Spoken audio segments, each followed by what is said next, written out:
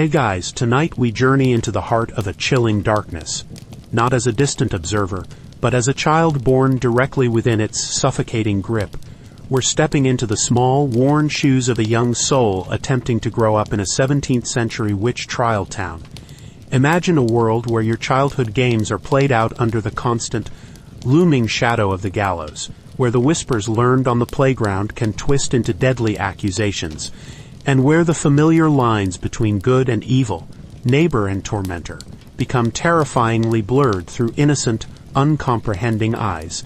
This isn't a tale of heroic battles or grand adventures, but one of quiet, pervasive fear, of learning to navigate a world where intense religious fervor ignites a wildfire of paranoia. You are about to live a life where every adult pronouncement is a confusing mystery, every unexplained misfortune a potential sign of demonic interference, and every single day a harrowing lesson in survival against unseen forces, and the very real, often brutal, cruelty of your fellow human beings. The very air hums with suspicion, and public condemnations become a grim form of village theater. So, before you get too settled into this unsettling world, if these kinds of deep dives into the past, trying to truly feel what it was like, are what you look for, take a moment to like the video and subscribe. It genuinely helps a new channel like this one to grow, and bring more stories to light. And as always, I'd love to know where you're tuning in from tonight, and what time it is for you. It's always fascinating to see who's joining this journey from around our world. Now, dim those lights, maybe let a fan hum softly in the background, and let's ease into tonight's unsettling journey together. Let's begin your life in a place where nightmares walked in broad daylight. Congratulations, you've just been born. The first sounds you register are not the gentle cooing of a lullaby over a pristine crib, nor the sterile hum of a modern hospital. No, your first symphony is the sharp crackle of a meager fire struggling against the damp, the hushed, worried whispers of your mother, her voice a thin thread in the gloom, and the distant, mournful clang of the church bell. That bell, it will become the metronome of your existence, tolling out the hours for prayer, for work, for warnings, a constant reminder of duty, and as you'll come to learn, of dread.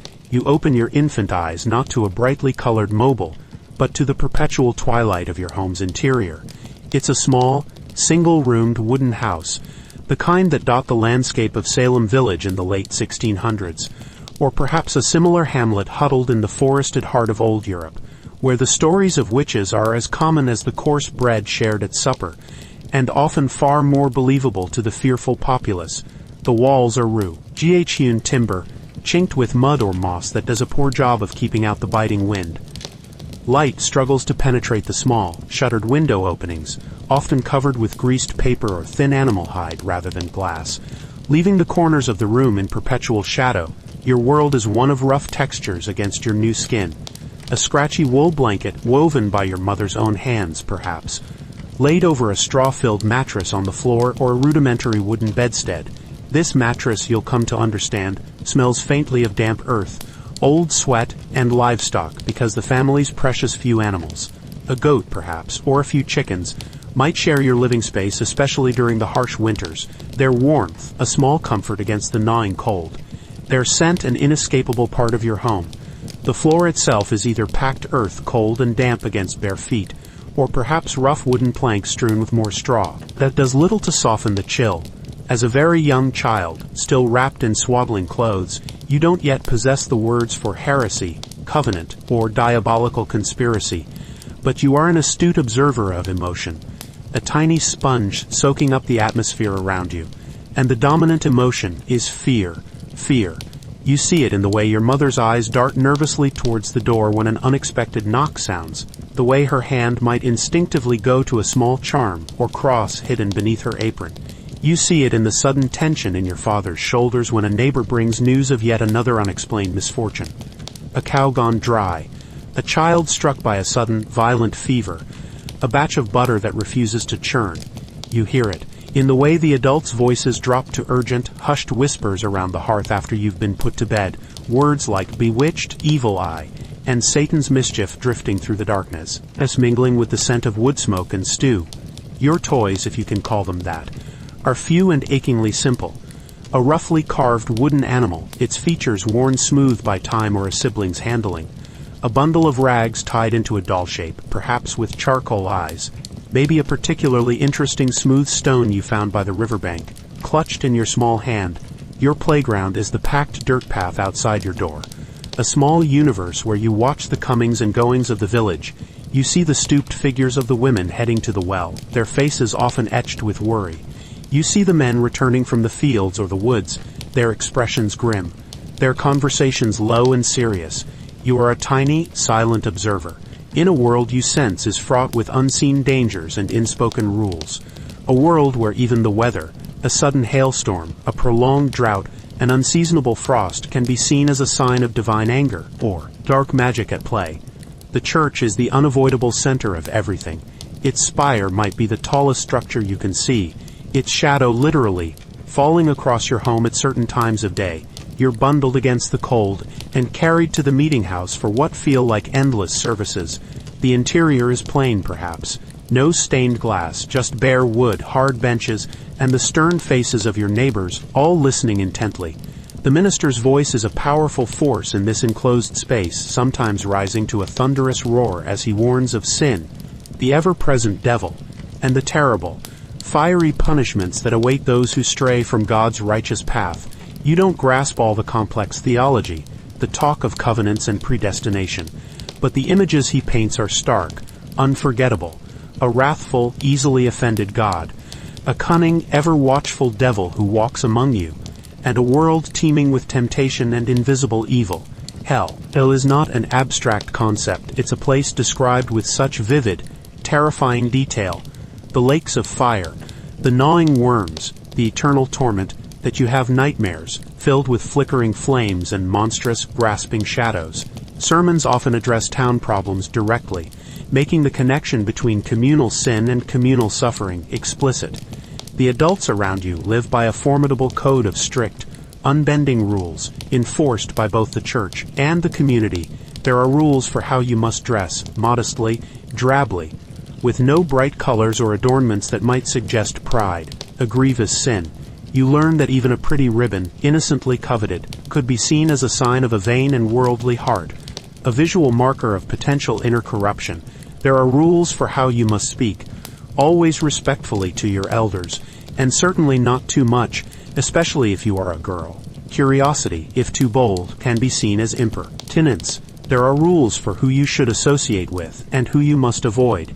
You learn quickly, through observation and perhaps a sharp reprimand from your mother, or a stern look from your father, that being different is not just unusual, it is dangerous. Even your body is not your own.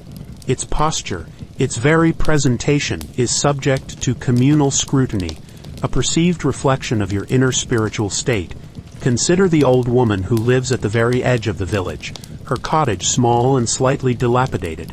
She mumbles to herself as she gathers herbs in the woods, and perhaps she knows a little too much about remedies for common ailments, knowledge passed down that sits uneasily alongside the minister's pronouncements. She keeps to herself, her only companions a scrawny cat, and her own thoughts. She becomes a subject of hushed, fearful gossip among the older children, who dare each other to run past her gate, and even among the adults, whose whispers paint her as other, as someone who might have dealings with forces best left unnamed. You, in your childish innocence, might have once accepted a wild berry from her gnarled hand, but now, sensing the adults' unease, the way they cross themselves or hurry past her dwelling, you feel a confusing mixture of pity and a newly learned fear when you see her solitary figure. You hear stories constantly, not the comforting fairy tales of brave knights and sleeping princesses that children in other, later times might hear.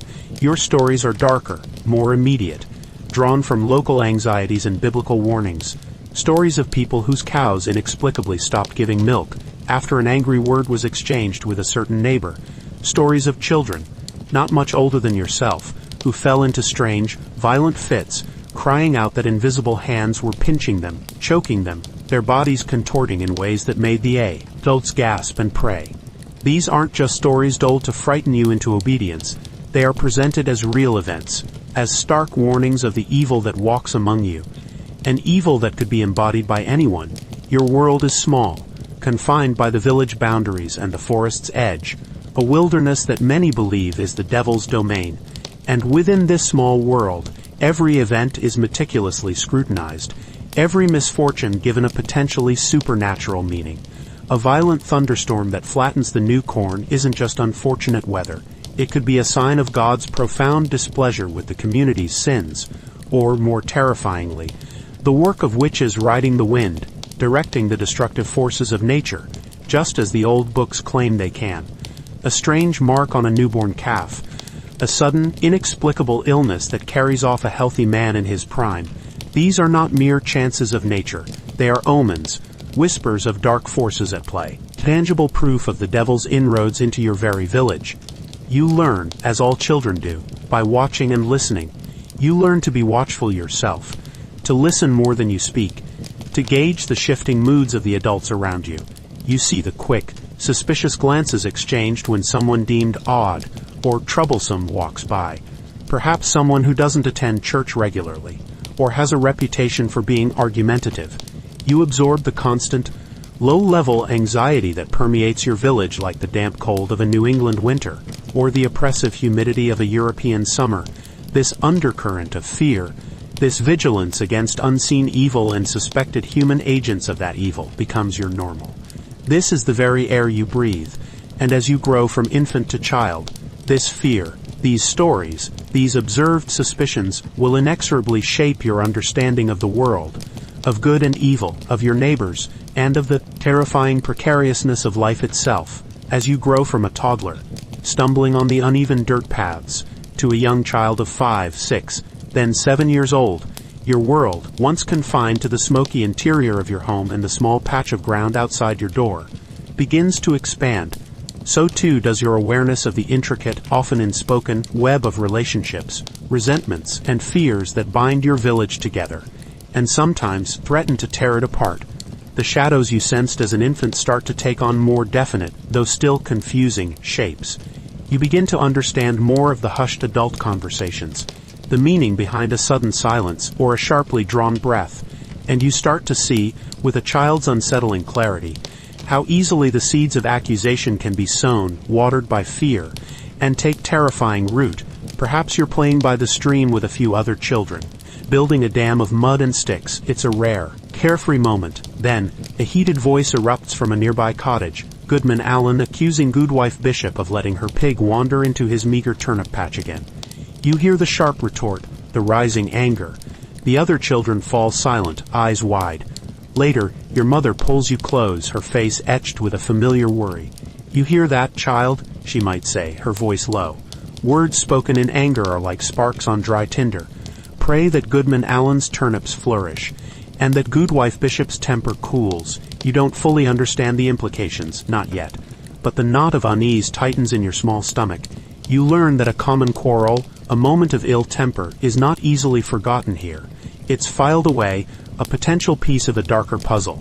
You see this pattern repeat. Old Man Hemlock, who lives alone at the edge of the woods, his cottage wreathed in ivy, his only companions a few scrawny goats and the whispers of the village, is always a subject of speculation. He talks to his animals, they say, more than to people.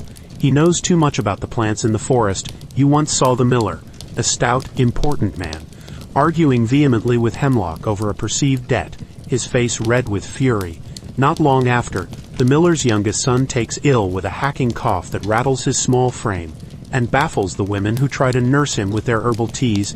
Immediately, the whispers begin, soft as cobwebs at first, then more insistent. Old Hemlock. He looked daggers at the miller that day. He has the evil eye. Everyone knows it. He was seen gathering strange roots by moonlight. You remember Old Man Hemlock once giving you a curiously twisted apple from his gnarled tree. It tasted perfectly sweet. But now, when you see his stooped figure shuffling along the path, you feel a confusing mix of the memory of that kindness and the chilling echo of the villager's F. Here your childish instinct to trust is being eroded by the constant drip of adult suspicion. Sickness, you learn, is rarely just sickness.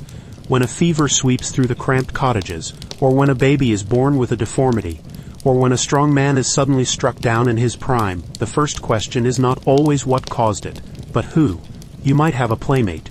young Thomas, who suddenly falls into fits, his body arching, his eyes rolling back, babbling strange words. His mother is frantic.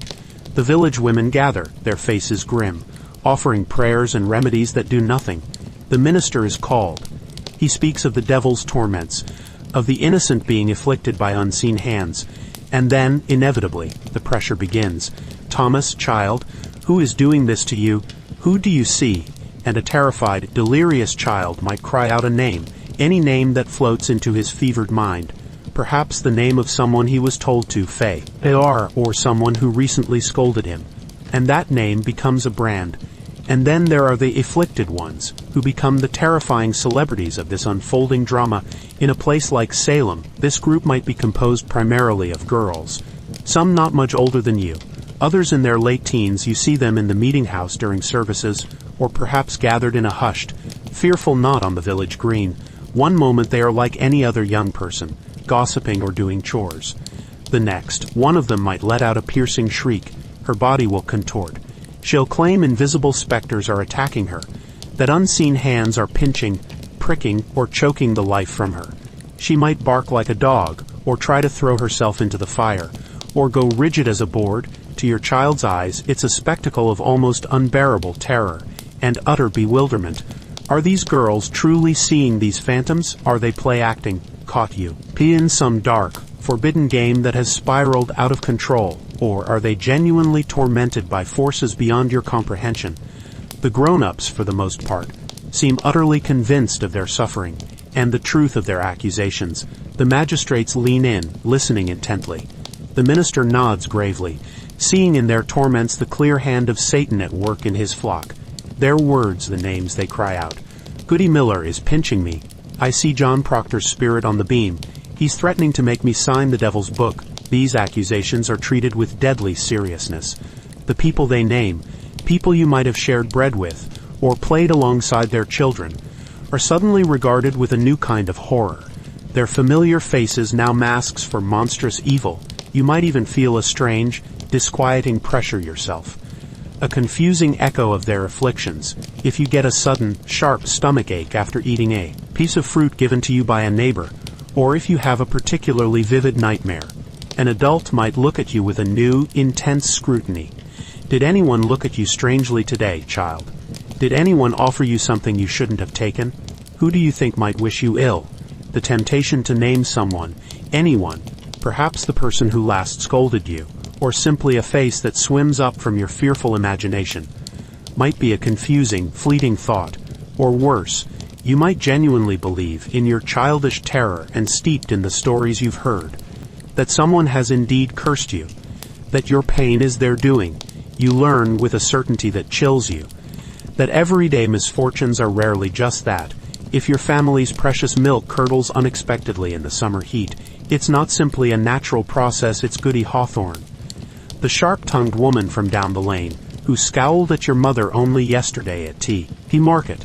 If a prized piglet, one you'd secretly named, dies suddenly and without explanation, it's not a common childhood ailment of livestock. It's the old woman who lives by the swamp, the one who collects strange herbs, and whose cottage always seems to have a wisp of smoke rising from its chimney at odd hours. These explanations are offered with such conviction by the adults, supported by biblical interpretations and local folklore, that you begin to accept them as undeniable truth. The world becomes a deeply unsettling place, where unseen forces are constantly at play, and where human beings, your neighbors, your friends' parents, can be willing conduits for terrible, destructive evil. You learn to be wary of those who are different, those who don't quite fit the mold of the pious, conforming villager, those who are unpopular, who hold themselves aloof, who have had public arguments or disputes with others. You learn that gossip is not idle chat. It's a dangerous, flowing stream of potential accusations, shaping reputations, and sometimes irrevocably sealing fates. You observe it in the marketplace, at the communal well, during the hushed conversations after church services, the quick, suspicious glances, the way people might cross the road to avoid a certain person, the sudden, pointed silence that falls when a particular individual enters a room. The social fabric of your village, which should be a source of comfort and support, is slowly, inexorably being unraveled by fear and suspicion.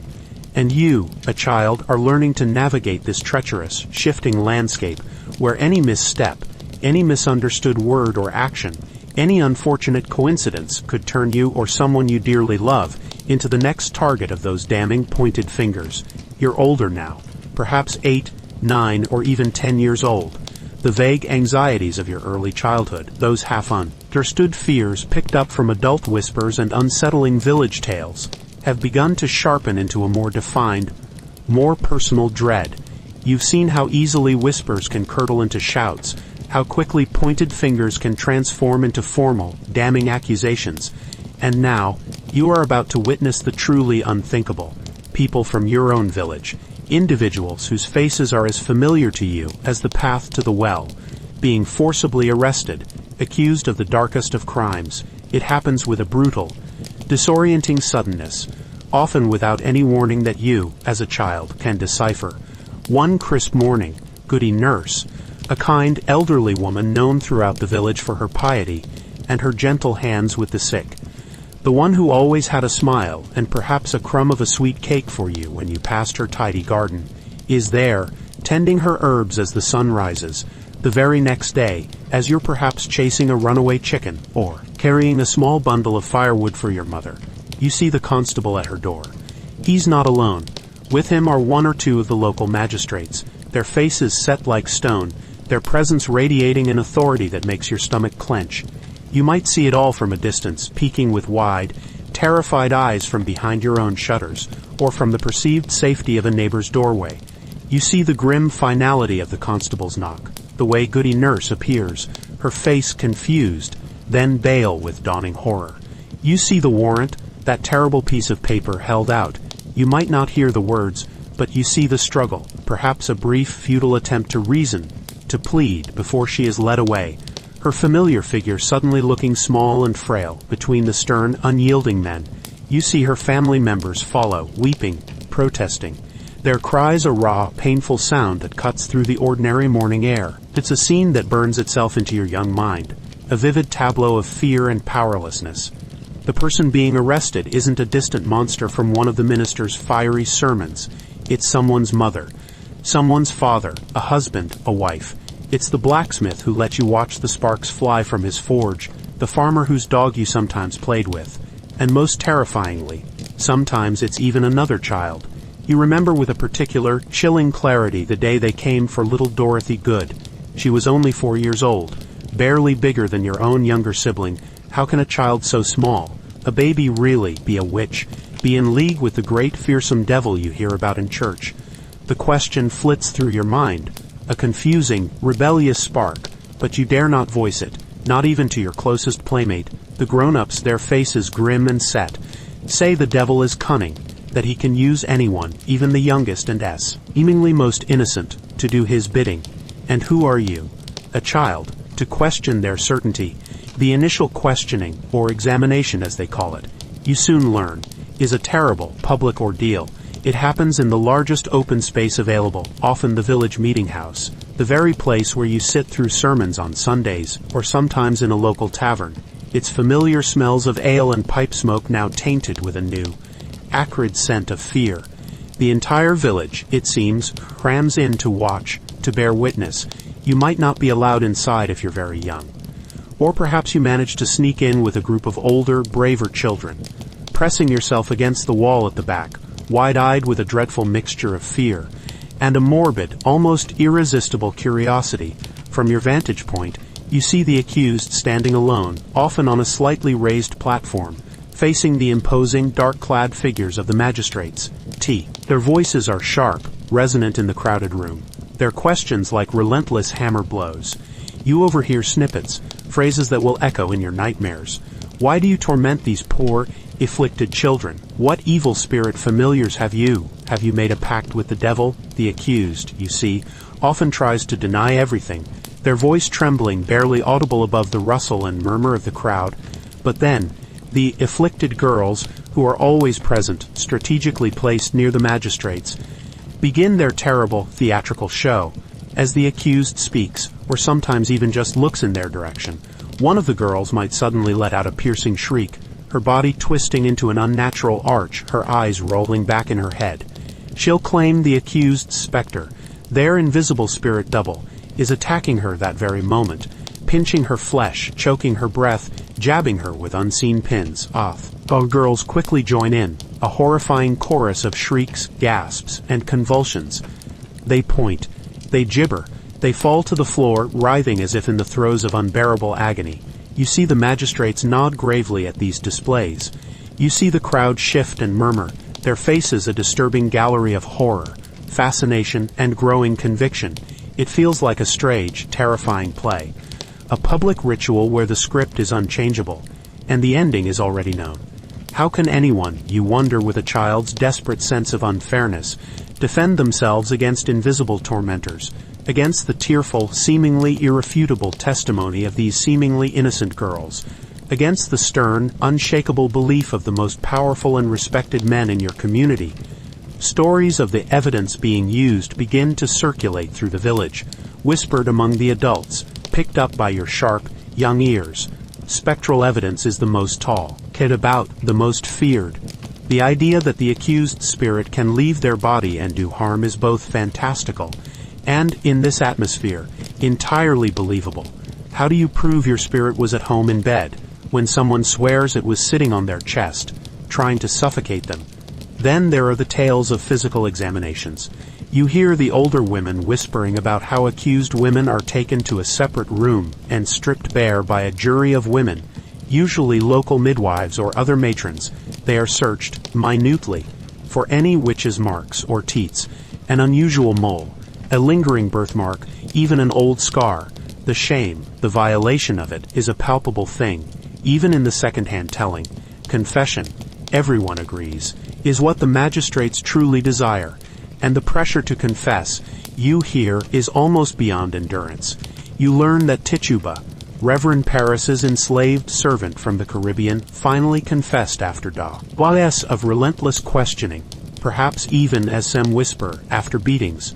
Her confession was wild and vivid, full of tales of flying on poles, of meeting the devil, who appeared sometimes as a tall, dark man, sometimes as an animal, and of a whole company of other witches within the village. Her words, extracted under who knows what terror, became the terrible proof the authorities needed.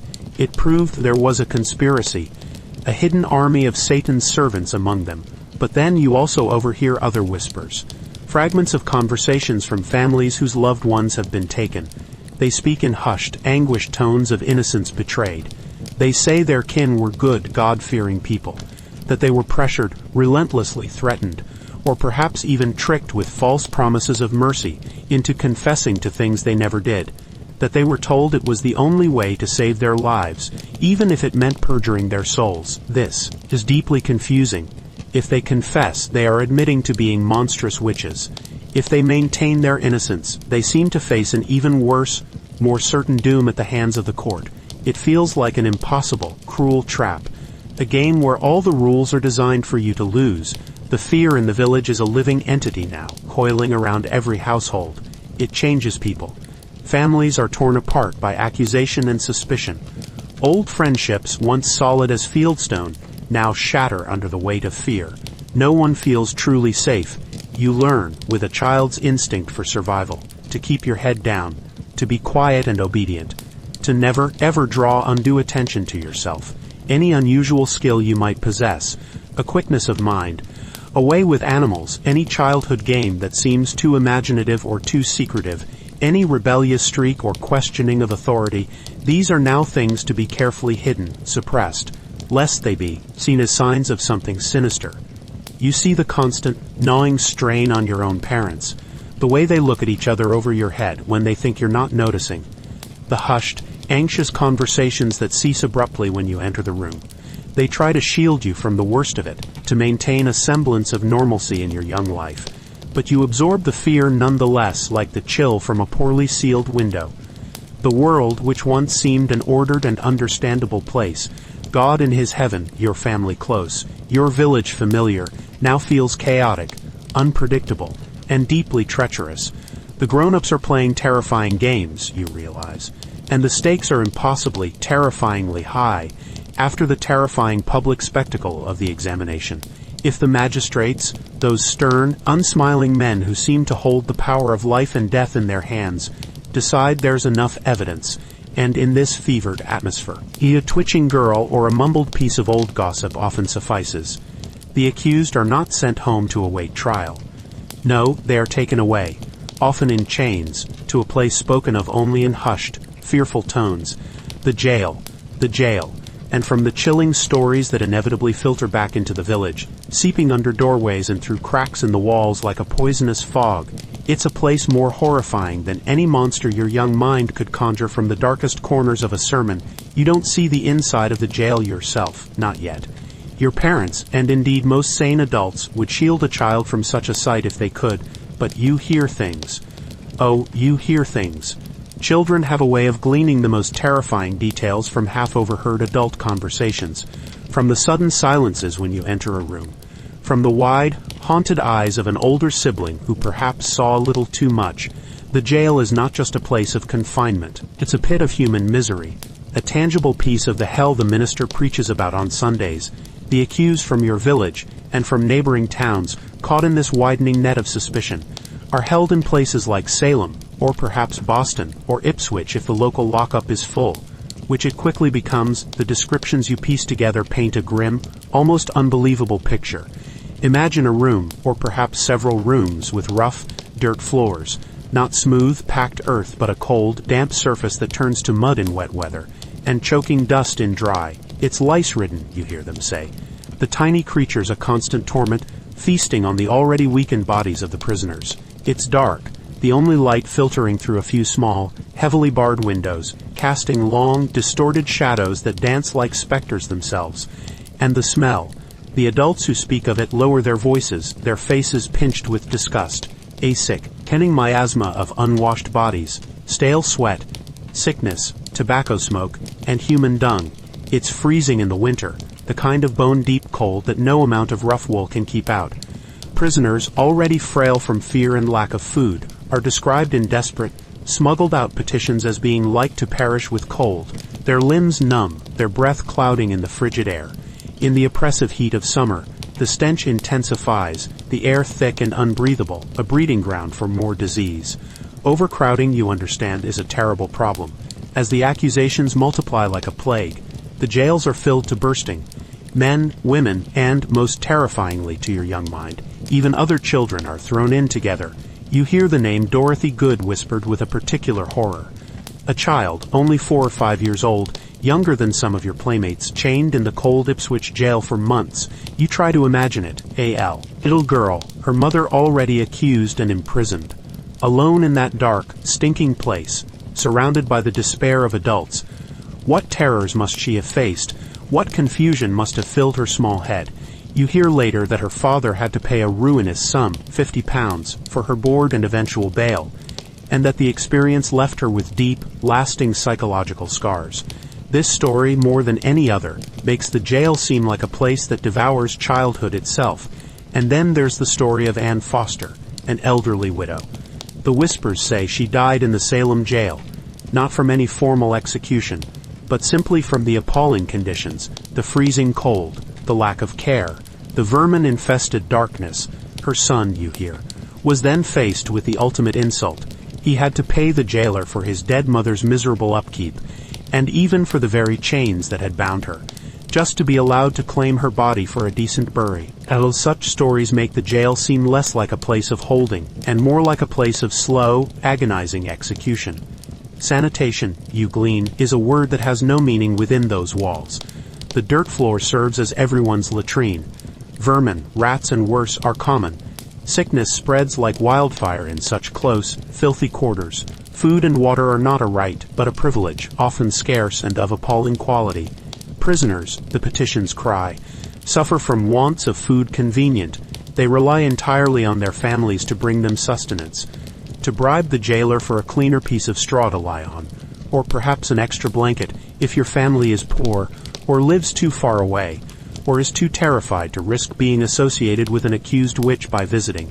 Then you starve, or you depend on the meager, often rotten, charity of other prisoners who have little enough themselves, and the chains. This detail haunts your imagination. The accused be almost always shackled, their limbs chafed raw by the cold, heavy iron. It's not just for security, you hear the adults explain with a kind of fearful awe. It's because of the belief that physical restraints can prevent the witch's specter, their spirit double, from roaming free to continue tormenting the afflicted outside the jail walls. So, even the ill, the elderly like Anne Foster, and the very young like Dorothy Good, are not spared this cruel, painful indignity. And yes, the final turn of the screw. You or your family are charged a daily fee for the use of these very chains, for the privilege of being bound in misery, for your meager portion of space on that filthy floor. Letters and petitions from desperate families speak of being impoverished and ruined by the great charge they are at to maintain such of their families as are in prison, and by the fees that are demanded. It is a system designed not just to punish, but to utterly break and beggar those caught in its gears. The psychological torment, you sense, is as relentless and crushing as the physical suffering. Confined in the perpetual twilight, surrounded by the sounds of coughing, weeping, and the despairing murmurs of prayer, the accused live in a state of constant, gnawing fear of the upcoming trial, which everyone knows is a near certain path to condemnation. Fear of the gallows, fear of the eternal damnation that the ministers preach is the ultimate fate of a witch. The pressure to confess, which began in the examination room, continues, even intensifies, within the suffocating confines of the jail. Magistrates might visit, their stern faces offering no comfort, only more leading questions, more demands for an admission of guilt. Ministers come too, their words perhaps cloaked in spiritual concern, but the message is often the same. Confess your sins, renounce the devil, and perhaps save your soul, even if your earthly life is forfeit. Sometimes, even desperate family members, broken by fear and the desire to see a loved one spared the horror of execution, might plead with the accused to confess, believing it's the only way out, the only path to some form of mercy. And then there is the pressure to implicate others. A simple confession is often not enough for the zealous authorities. They want names. They want to uncover the full extent of the supposed demonic conspiracy. Naming your friends, your neighbors, even your own family members might be dangled as the only way to avoid the rope, the only way to prove the sincerity of your repentance. You hear whispers of prisoners who, driven to the brink by extreme urgency that was used with some of them by their friends and others who privately examined them, and the fear they were then under, finally break and own such things. They confess to attending witches' sabbaths, to signing the devil's book, to tormenting their neighbors, all in a desperate bid to save their own lives, even if it means damning their souls with a false oath and dragging others into the nightmare with them.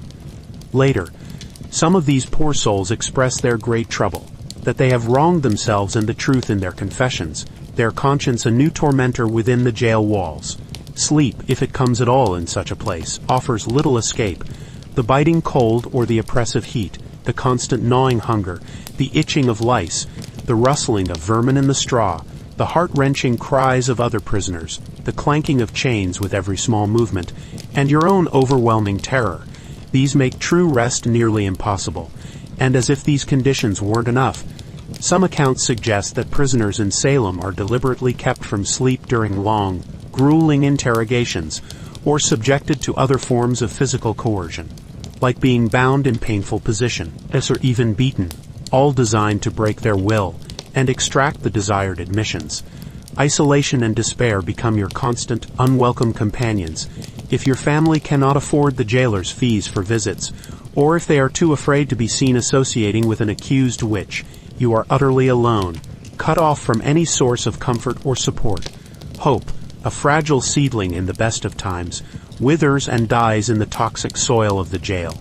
You might hear of Martha Corey, a woman of strong faith, being excommunicated from the church while still imprisoned in Salem jail, a devastating spiritual blow, a public declaration that she is no longer considered part of God's community, even before her trial is concluded. You see, or hear about, the physical and mental deterioration of your fellow prisoners. Some succumb to sickness, their bodies too weak to fight off the diseases that thrive in such squalor. Others seem to lose their minds, their quiet weeping turning into incoherent babbling or hollow-eyed silence. Several, you learn, will die in these wretched conditions before they even have a chance to stand trial. In some parts of continental Europe, you hear distant tales that prison conditions are even more overtly brutal, with dedicated torture chambers and a frightening array of instruments, thumbscrews, the rack, the strappado, used as an established part of the legal process to force confessions, while your own colonial magistrates officially operate under English common law, which formally forbids such overt physical torture for the crime of witchcraft, with the notable exception of pressing to death if one refuses to enter a plea. The appalling conditions in the jails, combined with the relentless psychological battery and coercive interrogation methods, amount to a different, perhaps more insidious kind of brutalization. A slow grinding down of body and spirit. This is the jail, as why, though you come to understand it through the fearful whispers and fragmented stories of your childhood. It is not just a holding place. It is a place of active suffering, a crucible of despair, a dark, stinking pit where the accused are left to rot, both physically and spiritually, as they await the near-certain doom of their trial. The jail is a constant, unspoken threat, a shadow that looms over your village, a terrifying testament to what happens when fear takes root, and justice loses its way. As you grow older, inching into your early teens, you are no longer shielded from the full force of the village's terror, or perhaps your own morbid curiosity, mixed with a desperate need to understand, draws you closer to the public proceedings. The examinations of those accused of witchcraft are not held behind closed doors. They are public dramas, staged in the largest building available, usually the village meeting house, now a place you associate less with and more with fear and judgment. Imagine yourself pressed into the crowded room. It's stiflingly hot, even on cooler days, filled with the heat of too many bodies, the smell of unwashed wool, nervous sweat, and stale air. You're shoulder to shoulder with what feels like every man, woman, and older child in the settlement, all craning their necks, faces tight with a mixture of dread and a grim sort of anticipation. It feels less like a place of justice and more like an arena where a terrible contest is about to unfold. On a raised platform, or perhaps just at a table at the front, sit the magistrates. To your young eyes, these men, names like Hathorne and Corwin that you've heard whispered with awe and fear, seem impossibly stern, their faces carved from granite, their dark clothes absorbing the little light that filters in. You've heard that their questions are designed to assume guilt from the outset. They are not looking for innocence. They are looking to confirm the presence of the devil's servants among you. And then, the accused is brought in. Perhaps it's someone you know well, the woman whose pies your mother sometimes bought at the market, or the farmer who let you pet his dog. They look so different now, pale and trembling after weeks in the dreadful jail, their clothes soiled, their eyes wide with a terror that mirrors your own. They stand alone, a single, isolated figure, against the weight of the entire community's suspicion. The questioning begins. The magistrate's voice is loud, authoritative, cutting through the tense silence of the room. And his words are not gentle inquiries. They are accusations. Why, he might boom, his gaze fixed on the trembling figure before him, do you afflict these poor children? What compact have you made with the devil that gives you such power to torment? You listen, your heart pounding, as the accused tries to answer, their voice, often barely a whisper, a thread of denial in a room thick with belief in their guilt. I have done no such thing, sir. I am an innocent woman.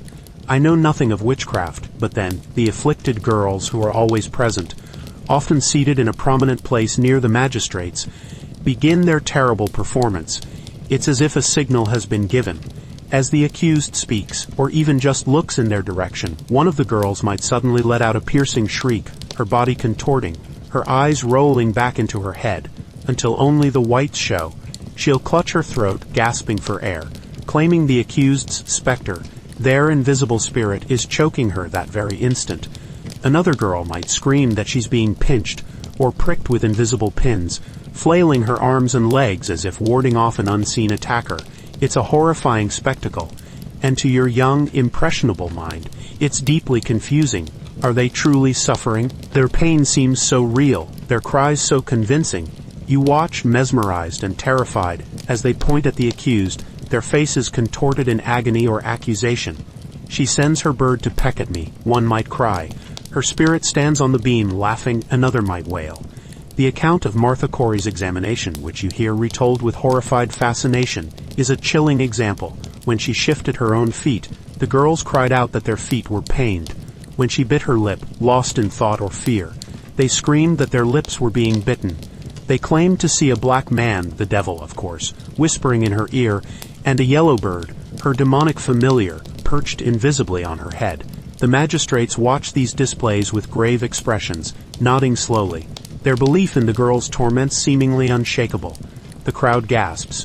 Some people pray aloud, others shrink back as if from a physical blow. Kneel the accused offers. Any plea for reason is drowned out by this chorus of spectral suffering. And then you hear about the other forms of unmasking. The physical searches for the witch's mark. You don't see this yourself. Such things are done in relative privacy, though the shame is utterly public. But the details are whispered among the older women, and the fear of it touches everyone. You learn that the accused women are taken to a separate room. There, a group of older women, matrons and midwives, appointed by the sheriff, are tasked with stripping them bare. Every inch of their bodies is meticulously examined in broad daylight or by the flickering of a candle, searching for any mark deemed unnatural. It could be a simple mole you've had your whole life, a common birthmark, an old scar from a childhood accident, or even just an unusual skin tag. Any of these, in this atmosphere of heightened suspicion, could be interpreted by these untrained eyes as a witch's teat, a secret place where the devil's imps, their animal familiars, supposedly suckle, or it might be called a devil's mark, a spot where Satan himself is said to have branded his followers, a place believed to be insensitive to pain. The humiliation of such an examination, you can only imagine, must be profound, a deep violation of one's person. Tituba, you heard, endured such an exam, Bridget Bishop too. And if a suspicious mark is found, it isn't just noted. It's tested. A pin is thrust into it. If it doesn't bleed as expected, or if the accused doesn't cry out in pain, perhaps because they are numb with terror, or because the mark is indeed naturally less sensitive, or simply because the pricker is clumsy or cruel, it's taken as irrefutable proof of their pact with the devil. The psychological pressure, even without physical torture of the kind you hear hushed tales about from Europe, the thumbscrews, Estrapado, the rack, is immense, designed to break the strongest will. You listen to the questions from the examination transcripts that are sometimes discussed, or hear accounts from those who were present in the crowded meeting house. The questions are always leading, always assuming guilt. Why do you hurt these children? Magistrate Hathorne would demand of Sarah Osborne. Not, did you hurt them? Her denials are twisted. If she says she doesn't know the devil, the response is, how is it? If you have no familiarity with the devil, you know his name. It's a verbal trap, a maze with no exit. The pressure to confess, to admit to these impossible crimes, is relentless. It comes from the magistrates, from the minister who might visit you in jail, even from your own terrified family, who might believe it's the only way to save your life.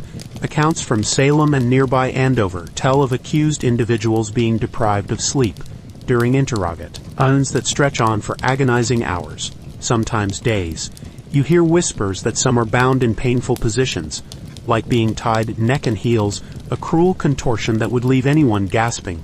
Others are beaten, or threatened with worse, with eternal damnation, with the certainty of execution, if they don't confess. Sometimes, these threats are chillingly juxtaposed with false assurances of leniency, a whispered promise of life if they just admit their guilt. And crucially, name others who were supposedly with them in their dark deeds. Family members might be turned against each other. A child's frightened accusation used to break a parent's resolve. You see people you once knew as strong and steadfast crumble under this relentless assault.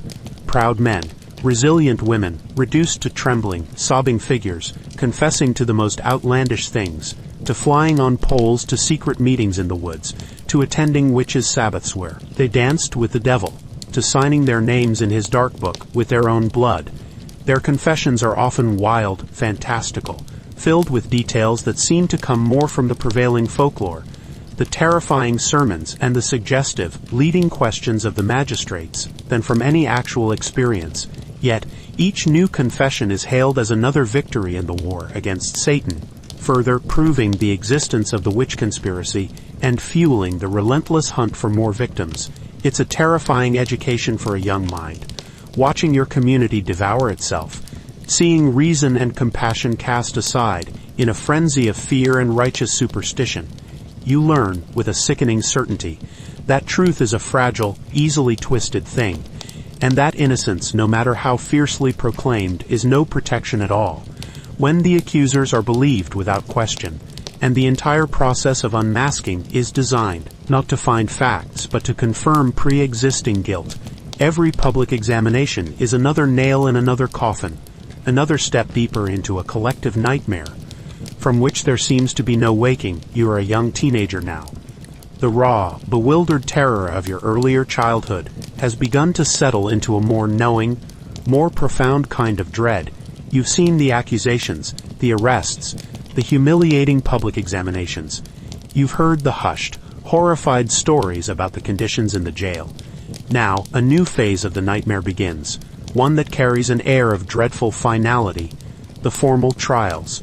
A special court has been established by the governor. They call it the Court of Oyer and Termine, fancy words that simply mean to hear and to determine. And you sense with a chilling certainty that has become all too familiar, that what they are determined to do is find people guilty. The meeting house, your usual place of Sunday worship, is once again transformed. But now, it feels even more charged, more ominous. This isn't just an examination anymore. This is the place where fates will be irrevocably sealed. It's packed, even more so than before. People have come from miles around, drawn by a grim fascination, a morbid curiosity, or perhaps a genuine, terrified belief that they are witnessing a pivotal battle in the war against Satan. The air is thick with unspoken anxieties, with the scent of too many bodies pressed too close, with the faint, musty smell of fear itself. You might be there, perhaps standing at the very back, squeezed between adults, craning your neck to see, your heart thumping a nervous rhythm against your ribs. At the front, on a raised platform, sit the judges. The most imposing of them is Lieutenant Governor William Stoughton, the Chief Justice. You've heard the adults speak his name with a mixture of respect and trepidation. He is a man of learning, and of God, but his face, as you glimpse it, seems hard, unyielding. His eyes filled with a burning conviction that evil is rampant and must be stamped out. He and the other magistrates beside him, some of whom you recognize from the earlier examinations, are not here to be swayed by pleas of innocence. They are here, it seems to you, to confirm the guilt that has already been decided. The accused are brought in, one by one. They look even more broken than they did at the examinations. Weeks, perhaps months, in the squalor of the jail have taken their toll. They are often still in chains, their clothes tattered, their bodies thin, their faces etched with exhaustion, and a despair that seems to have hollowed them out from the inside, and they stand utterly alone. There are no lawyers in this court to speak for them, to challenge the accusations, to present their side of the story. Chief Justice Stoughton, you hear, has forbidden it. You must defend yourself, your mind clouded by fear and suffering, against learned magistrates, against the passionate testimony of the afflicted, against the weight of the entire community's belief in your wickedness. It is, you realize, with a sickening lurch, an impossible task. The trial unfolds like a terrifying, preordained ritual. The assumption of guilt hangs heavy in the air. The afflicted girls, those young women whose torments ignited this firestorm, are here, of course. Their performance is even more dramatic, more polished, perhaps, than before. As the accused tries to speak, to deny the charges, the girls erupt into fits. They shriek, they convulse, they point with trembling fingers, claiming the accused's specter is attacking them, biting them, trying to force them to sign the devil's dark book, right there in the courtroom, invisible to all but themselves. Their cries echo in the packed room, and you see people in the crowd nodding, their faces pale, convinced they are witnessing a direct manifestation of demonic power. The evidence presented is the same terrifying, unprovable litany you've heard whispered about for months. Spectral evidence is paramount. The accuser's detailed descriptions of being tormented by your invisible spirit form are treated as undeniable fact. How can you argue against something no one else can see? How can you prove your spirit was not, in fact, pinching and choking them while your physical body stood chained and helpless? The judges, especially Stoughton, believe that the devil cannot use an innocent person's form to carry out his work without their consent. So, if your specter is seen, your guilt is assumed. Confessions made during the earlier examinations, often extracted under extreme duress, are read aloud, their damning words echoing through the silent room. It doesn't seem to matter to the court how these confessions were obtained. They are taken as truth. Further proof of a vast diabolical conspiracy. Reports of witches' marks found on the accused's body during those humiliating searches are presented as physical proof of their pact with Satan. A simple mole, a birthmark. These are now preternatural teats, signs of their infernal allegiance. And then there is the testimony of neighbors, dredging up old quarrels, half-forgotten grievances, instances of supposed bad luck that followed a cross word or a dark look.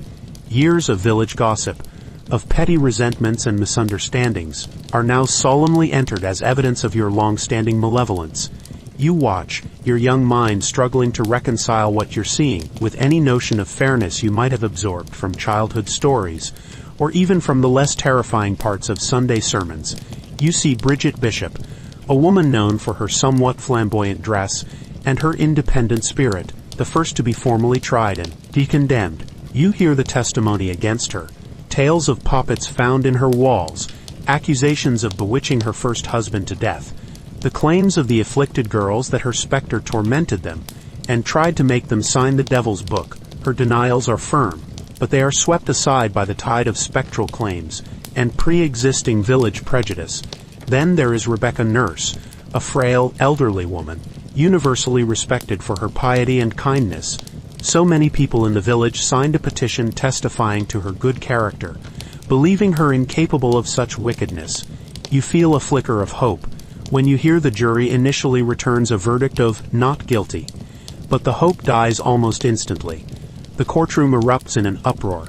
The accusers redouble their fits, their cries of torment more piercing than ever. The judges, their faces like thunder, express their grave displeasure, and press the jury to reconsider, focusing on an ambiguous comment Rebecca made during the trial. Weak, old, and hard of hearing, she fails to adequately explain herself. The jury, intimidated and confused, changes its verdict. Guilty. Your heart sinks. If Rebecca Nurse, a woman so clearly good, can be condemned, then who is safe? And the trial of Reverend George Burroughs, a former minister of Salem Village himself, now accused of being the ringleader of all the witches, the grand master of the devil's conspiracy in New England. The evidence against him is a strange mix of alleged supernatural feats, stories of his incredible strength, supposedly demonic in origin, and accusations of cruelty to his former wives, and, of course, the relentless testimony of the afflicted. He defends himself articulately. But he too is found guilty. The Puritan religious beliefs you've been steeped in your entire life provide the unquestioned framework for all of this. The judges, the ministers, the jury, the crowd, they all believe they are engaged in a holy war against the forces of Satan, who is making a desperate, last-ditch effort to overthrow God's kingdom in the New World. The Bible, specifically the chilling verse from Exodus, "Thou shalt not suffer a witch to live," is invoked as divine justification for these proceedings. The idea that an innocent person might be wrongly convicted is often dismissed. Surely God, in his infinite wisdom and justice, would not allow his own court to condemn the guiltless, especially when they are so diligently working to purge his community of evil. This belief, you realize, makes it even harder for the accused, for it suggests that their very condemnation is a sign of God's will. To be the one on trial, you can only imagine, is to be caught in an inescapable nightmare. Every denial is twisted into an admission of guilt. Every plea for reason is drowned out by the performative agonies of the accusers. Every attempt to defend your character is met with a litany of past grievances and spectral assaults. The very air you breathe in that courtroom is thick with condemnation. The jury, made up of local men, your own neighbors and acquaintances, are themselves trapped. They are instructed by fiercely biased judges, overwhelmed by the seemingly irrefutable evidence of the senses, the girl's fits, the confident testimony, and undoubtedly terrified of making a wrong decision. of either letting a true witch go free, or, perhaps even more frighteningly, of questioning the will of the court and the ministerium. So, almost without exception, they return the verdict the court so clearly expects: guilty. The pronouncements are made. The sentences of death by hanging are delivered, and another soul is consigned to the gallows. The great fear that has gripped your town has found its ultimate expression in these solemn, terrible trials, and you, watching from the periphery, feel a coldness creep into your young heart, a dawning, bitter understanding that the world is not as straightforward, nor justice as certain as you once believed. The trial, with its chaotic accusations and foregone conclusions, finally lurches to an end. The jury, their faces often pale and drawn, whether from conviction or coercion, deliver their verdict: guilty. For you, a young teenager who has witnessed this terrifying process, the word rings out in the crowded meeting house with the heavy finality of a coffin lid slamming shut. The sentence, you know, follows swiftly, and it is almost always the same: death. In your world, in Salem Village or a similar town caught in this madness, for the crime of witchcraft, under the stern interpretation of English law and local statutes, this means death by hanging. The pronouncement of your sentence is yet another public ritual, a moment where the full weight of the court's authority and the community's judgment descends upon the condemned. There's no meaningful appeal, no higher court to reconsider the flimsy evidence or the biased proceedings. Your pleas of innocence, if you still possess the strength or the will to make them after weeks of torment, are just empty air, lost in the grim satisfaction or hushed horror of the onlookers. You are now officially a condemned witch, an outcast, a firebrand of hell, as one minister would later describe those on the gallows, soon to be forcibly purged from the community of the living. The days, or perhaps weeks, between the sentencing and the execution are a new, refined form of torture. You are returned to the squalor and despair of the jail, but now with the absolute certainty of your impending, violent death. The gnawing fear is a constant companion. Ministers might visit, their dark coats blending with the shadows of your cell.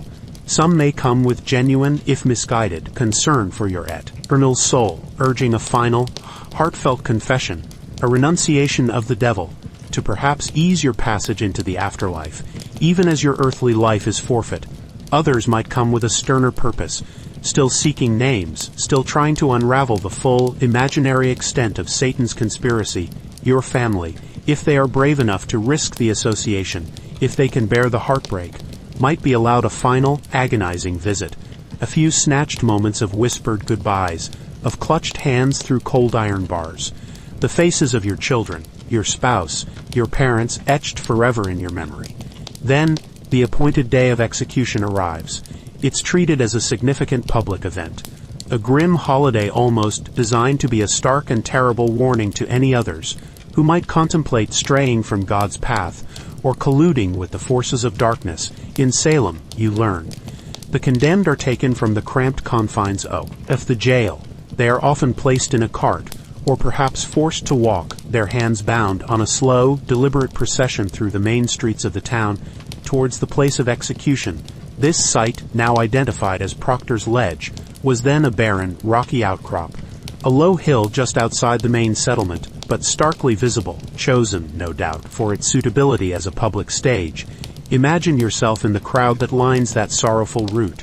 As a young person, you might be pushed forward by the press of bodies, or perhaps you watch from a distance, your stomach churning with a mixture of fear and a dreadful, almost unbearable curiosity. You see the faces of your neighbors. Some are grim and silent, others perhaps openly jeering, some weeping quietly, still others with a look of morbid excitement. It's a confusing, unsettling mix of human emotion. The procession itself, as described in later accounts, would pass by significant landmarks, past the homes of accusers and magistrates, ensuring that the shame and the warning were delivered with maximum public exposure. There is no grand, permanent gallows structure at Proctor's Ledge, no finely crafted instrument of death. Instead, you hear, the victims are likely hanged from the sturdy limb of a large oak tree, or perhaps from a hastily erected, rough-hewn gibbet. The scene is stark, brutal, and utterly devoid of dignity or compassion. The condemned are given a chance for a few last words, a final public statement. Some, like the defiant Sarah Good, use this moment to maintain their innocence, and even to curse their accusers, as the Reverend Nicholas Noyes, a minister known for his harsh stance, urged her to confess on the very ladder leading to the noose. She is said to have retorted with fiery conviction, "I am no more a witch than you are a wizard, and if you take away my life, God will give you blood to drink." Her words, a shocking prophecy of sorts, would be long remembered in the village. Others, like the Reverend George Burroughs, a minister himself, used their last moments to profess their innocence and their faith in God. He stood on the ladder and recited the Lord's Prayer perfectly, without a single stumble, a feat that many believed was impossible for a true witch, for someone in league with the devil. For a moment, a hush falls over the crowd. You can almost feel the ripple of doubt, of unease, but then, a prominent figure like the influential Boston minister Cotton Mather, also present on horseback, might step forward to address the wavering onlookers, reassuring them of the condemned man's guilt, reminding them that the devil himself is a master of disguise, and can appear as an angel of light, thus dispelling the nascent sympathy and sealing the condemned's fate. The hanging itself is a crude and agonizing affair. In the 17th century, it is not the quick, neck-snapping drop often depicted in later fictions. It is slow, public strangulation, the body twitching and struggling for long, terrible minutes as life is choked out. The sight, the sounds, the sheer, visceral horror of it would be seared into the memory of anyone who witnessed it, especially a young person like yourself. The bodies are often left hanging for a time, a further grim warning before being unceremoniously cut down. It is after one such mass hanging of 8 individuals that Reverend Noyes is reported to have looked upon the scene and declared with chilling satisfaction, "What a sad thing it is to see 8 firebrands of hell hanging there. The disposal of your body, if you are one of the condemned, is as devoid of respect as your trial and execution. You are not granted a Christian burial in the consecrated ground of the churchyard. That honor is denied to convicted witches. Instead, the bodies are offed and taken from the execution site and placed in a shallow, common grave, perhaps a crevice between the rocks at Proctor's Ledge, or an unmarked pit in unconsecrated ground." You hear stories, whispered with a mixture of awe and fear, of some brave families who, under the cloak of deepest night, steal away the bodies of their loved ones. Rebecca Nurse, John Proctor, George Jacobs, and others. They carry them away secretly, risking severe punishment themselves to give them a private, more dignified burial on their own property, a final act of desperate love and quiet defiance, in a world consumed by an unforgiving fear. Poor Reverend Burroughs's body, it said, was dragged by a halter, partially disrobed, and thrust into a shallow grave along with others, with some of his limbs left uncovered. A final, terrible indignity. There is one execution in Salem that stands apart, in its unique and horrifying cruelty, that of Giles Corey, an 80-year-old farmer. A stubborn and often contentious man, he found himself accused, partly due to his wife Martha's own prior accusation, knowing that a conviction for witchcraft would lead to the forfeiture of his property, leaving his family destitute. Giles Corey made a fateful decision. He refused to enter a plea, neither guilty nor not guilty, when brought before the court. In 17th century English law, this refusal to stand trial carried its own terrible, archaic punishment. Pain forte at door, or pressing to death. You hear the gruesome details of his ordeal recounted in hushed, horrified tones. He was stripped, laid upon the bare ground of the jail yard, and a heavy wooden board placed upon his chest.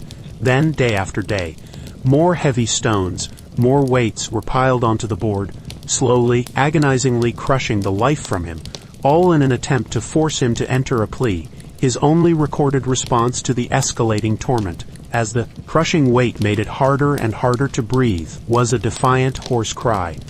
More weight? The accounts tell of Sheriff Corwin even callously forcing Corey's tongue back into his mouth with his cane, when it protruded during the agony. He endured this for 2 dreadful days before finally succumbing, a profoundly public and brutal death. His courage, his stubborn refusal to yield, even in the face of such unimaginable torture, becomes a dark and unsettling legend in the village, a testament, perhaps, to one man's desperate attempt to protect his legacy and defy a system he knew to be unjust. It is said to be the only time this brutal punishment was ever ordered in the history of America, and its sheer barbarity is believed to have played a role in turning public opinion against the escalating madness of the trials. For those who survive, perhaps because they confessed, or because the trials ended before their case was heard, or because they were eventually acquitted when spectral evidence was disallowed, the consequences are still devastating and long-lasting. The social stigma is immense. You are, or your family members are, known as witches, or the kin of witches. Doors that were once open are now closed. Old friendships wither under the blight of suspicion. Children in the village, your former playmates, might now whisper and point, their parents having filled their heads with fearful warnings. Some families, unable to bear the shame and the constant reminders, move away, seeking anonymity in other towns, sometimes even changing their names to escape the taint. Excommunication from the church is another heavy spiritual and social blow. You remember Martha Corey, a woman known for her strong faith, being formally cast out from the congregation while still imprisoned. A public declaration that she was no longer considered part of God's community. In your Puritan world, where the church is the very heart of life, the center of social order, and the sole path to salvation, excommunication is a spiritual death sentence, a profound severing from God and from the fellowship of believers. The family of an excommunicated person shares in this profound disgrace, their standing in the community irrevocably damaged. And then, of course, there is the ever-present economic ruin. Even before an execution, families have been bled dry by the exorbitant jail fees, by the cost of the chains that bound their loved ones, by the need to provide food, and perhaps a little firewood in that cold, dark place. After a conviction and execution, the final blow often comes in the form of property confiscation. The sheriff, acting under the old English laws of felony forfeiture, would seize whatever property remained. Land, livestock, household goods, even the most personal and precious effects, like Goodwife Jacobs's cherished wedding ring. The family is left, utterly destitute, stripped of their loved one, their good name, their home, and their livelihood, with only their grief and the indelible brand of infamy to carry forward. As a child, now a young adult, growing up in the aftermath of these terrible events, you learn that life is fragile, that accusations, once uttered, take on a terrifying life of their own, and that even the deepest innocence is no shield against the consuming tide of fear and fanaticism. The executions, the imprisonments, the public shamings, they leave an indelible mark on your soul, and on the collective soul of your village, a constant, chilling reminder of the darkness that lurks just beneath the surface of ordinary life, and the terrible price paid when a community loses its way. The gallows on Proctor's Ledge are eventually dismantled, or perhaps the sturdy oak from which so many swung simply sheds its terrible autumn fruit and stands stark against the intersky, a silent, brooding monument. The special court of Oyer and Termine is dismissed by the governor. The terrible, feverish energy that gripped your village, that turned neighbor against neighbor, and filled your childhood with an unspeakable dread, finally, haltingly, begins to recede. But for you, a child who has grown into a young adult in the very shadow of those gallows, who has carried the weight of those accusations, those trials, those executions in your developing mind, the end of the trials is not, by any means, the end of the story. The fear, the mistrust, the indelible memories, they linger like the scent of wood smoke after a fire has been doused, permeating everything, shaping who you have become, and how you now perceive the world. You've witnessed firsthand, with the unfiltered, unblinking gaze of childhood and adolescence, how a community, your community, can turn on itself with a terrifying ferocity. They've seen how reason can be utterly consumed by religious fervor, by deeply ingrained superstition, and by the insidious poison of mass hysteria. You've learned, in the hardest way imaginable, how easily reputations, built over a lifetime of hard work and quiet piety, can be destroyed in an instant by a whispered accusation, a pointed finger, a child's fantastical claim. These are not abstract historical lessons for you, gleaned from the pages of a dusty book. These are your childhood memories, vivid and sharp, etched into your soul, with the acid of fear and confusion, as you navigate your young adulthood in the years that follow. The world feels irrevocably different than it might have to children born in quieter, more rational times, or in places untouched by such a profound societal madness. Trust, you find, is a fragile, precious commodity, easily broken, and painfully slow to mend.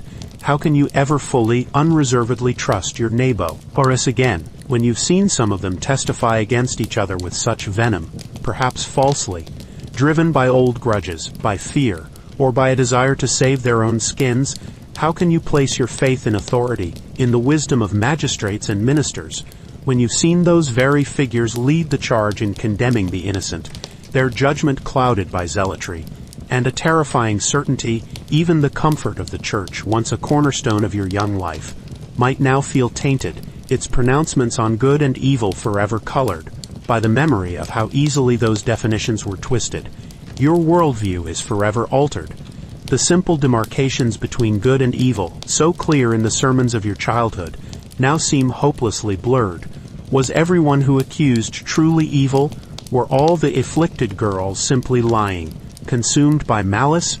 Or were people, even good people, people you knew and respected, capable of participating in, or standing silently by, during terrible acts, when gripped by an overwhelming fear, and a shared, unshakable conviction?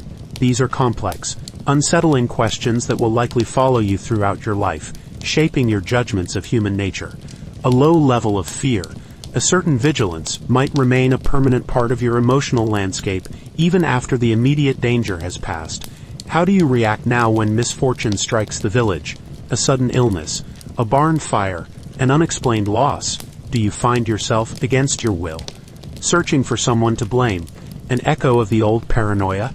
Or do you react with an almost fierce insistence on natural causes, on reason, a conscious rebellion against the superstitions that nearly destroyed you all? How do you navigate new social tensions, new disputes within the community? Without that old, cold dread rising in your chest, you have learned far too much, far too young, about the darker aspects of human nature, the power of suggestion, the terrifying ease with which fear can be manipulated, the dangers of unchecked conformity, and the terrible pressure to follow the crowd, even when the crowd is marching towards an abyss. You've seen how quickly individual conscience can be submerged in the tide of collective hysteria. Your relationship with your community is complicated. How do you reintegrate? How do you find your place again in a village that has been so deeply, so intimately fractured? Some families have been decimated, their names forever stained. Others carry the burden of having been accusers, or silent bystanders. The simple act of walking down the village street, of meeting a neighbor's gaze at the market, can be fraught with unspoken memories, with lingering resentments, or unresolved grief. The community around you does begin, slowly, awkwardly, to heal, or at least to try. Years later, there are public acknowledgments of the terrible wrongs committed. You hear that some of the jurors who sat on those trials have come forward, their consciences heavy, to publicly apologize for their role in condemning the innocent, admitting they were swayed by the pressures of the court and the seeming certainty of the accusers. Samuel Sewell, one of the judges, stands in church, his head bowed, as his own confession of error and regret is read aloud, a startling, almost unbelievable act of public contrition. From such an esteemed figure, even Ann Putnam, Jr., one of the most prolific of the afflicted accusers, many years later, when she herself is a grown woman, offers a formal apology, asking forgiveness from the families of those she accused, claiming she was deluded by Satan. How do these apologies land in your heart, and in the hearts of those who suffered most directly? Do they feel genuine? Do they feel sufficient? For some, perhaps, they are a necessary step, a first crack of light in a long, dark night. For others, whose loved ones were lost, whose lives were shattered, these words may feel like too little, far too late. The colonial government itself eventually takes steps. In 1711, a bill is passed to reverse the attainders, to clear the names of some of those who were convicted and executed. Financial restitution is offered to their families, but it's often a paltry sum, a symbolic gesture that can never truly compensate for the loss of life, the confiscated property, the years of terror, and the enduring stain on family honor. You see families struggle to reclaim their standing, to rebuild their shattered lives. Full legal exoneration for all the victims, you will learn, takes centuries, with the last of the accused not being formally cleared, until well into a future you cannot yet imagine. The memory of the trials hangs heavy. Some families, unable to bear the constant endures or the lingering stigma, move away from Salem and the surrounding villages, seeking anonymity and a fresh start in new territories, sometimes even changing their names to escape the dark shadow of their past. Others remain, trying to piece together the fractured remnants of their community. You might even witness, over time, strange and poignant attempts at reconciliation, healing marriages between the descendants of accuser families and victim families.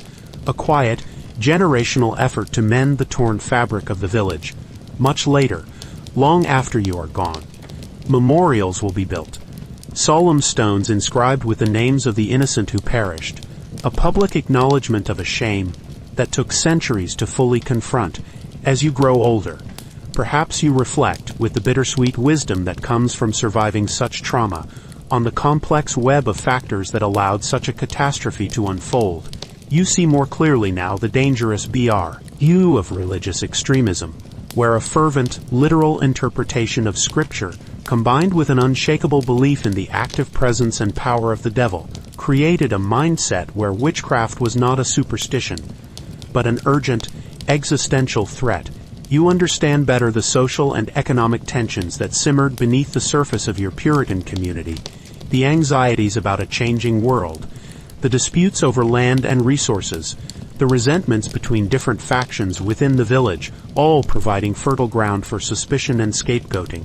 You recognize the terrifying power of mass hysteria and group psychology, how fear, once ignited, can spread like wildfire, consuming reason and compassion in its path.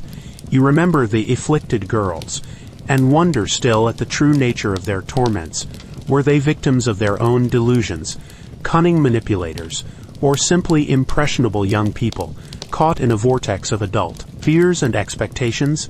You see how the flawed legal processes, the lack of due process, the admission of spectral evidence, and the denial of legal counsel turned the courts not into instruments of justice, but into engines of persecution. And you understand with a chilling clarity the corrupting influence of unchecked authority, how those in positions of power, convinced of their own righteousness, can inflict unimaginable suffering.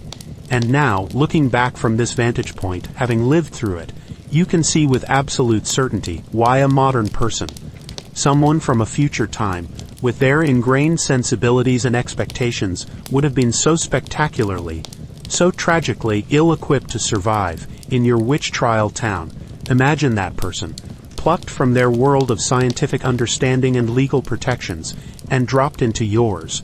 Their skepticism and rationality would be their immediate undoing, their tendency to question supernatural claims, to seek logical explanations for illness or misfortune, to demand empirical evidence for accusations of spectral torment. These would not be seen as signs of intelligence or reason. In your world, such questioning would be interpreted as blasphemy, as a dangerous sympathy for the forces of darkness, perhaps even as direct evidence of their own collusion with the devil. To doubt the visible torments of the afflicted, to question the wisdom of the magistrates or the pronouncements of the ministers, would be to challenge the very foundations of your society's understanding of God, Satan, and the moral order of the universe.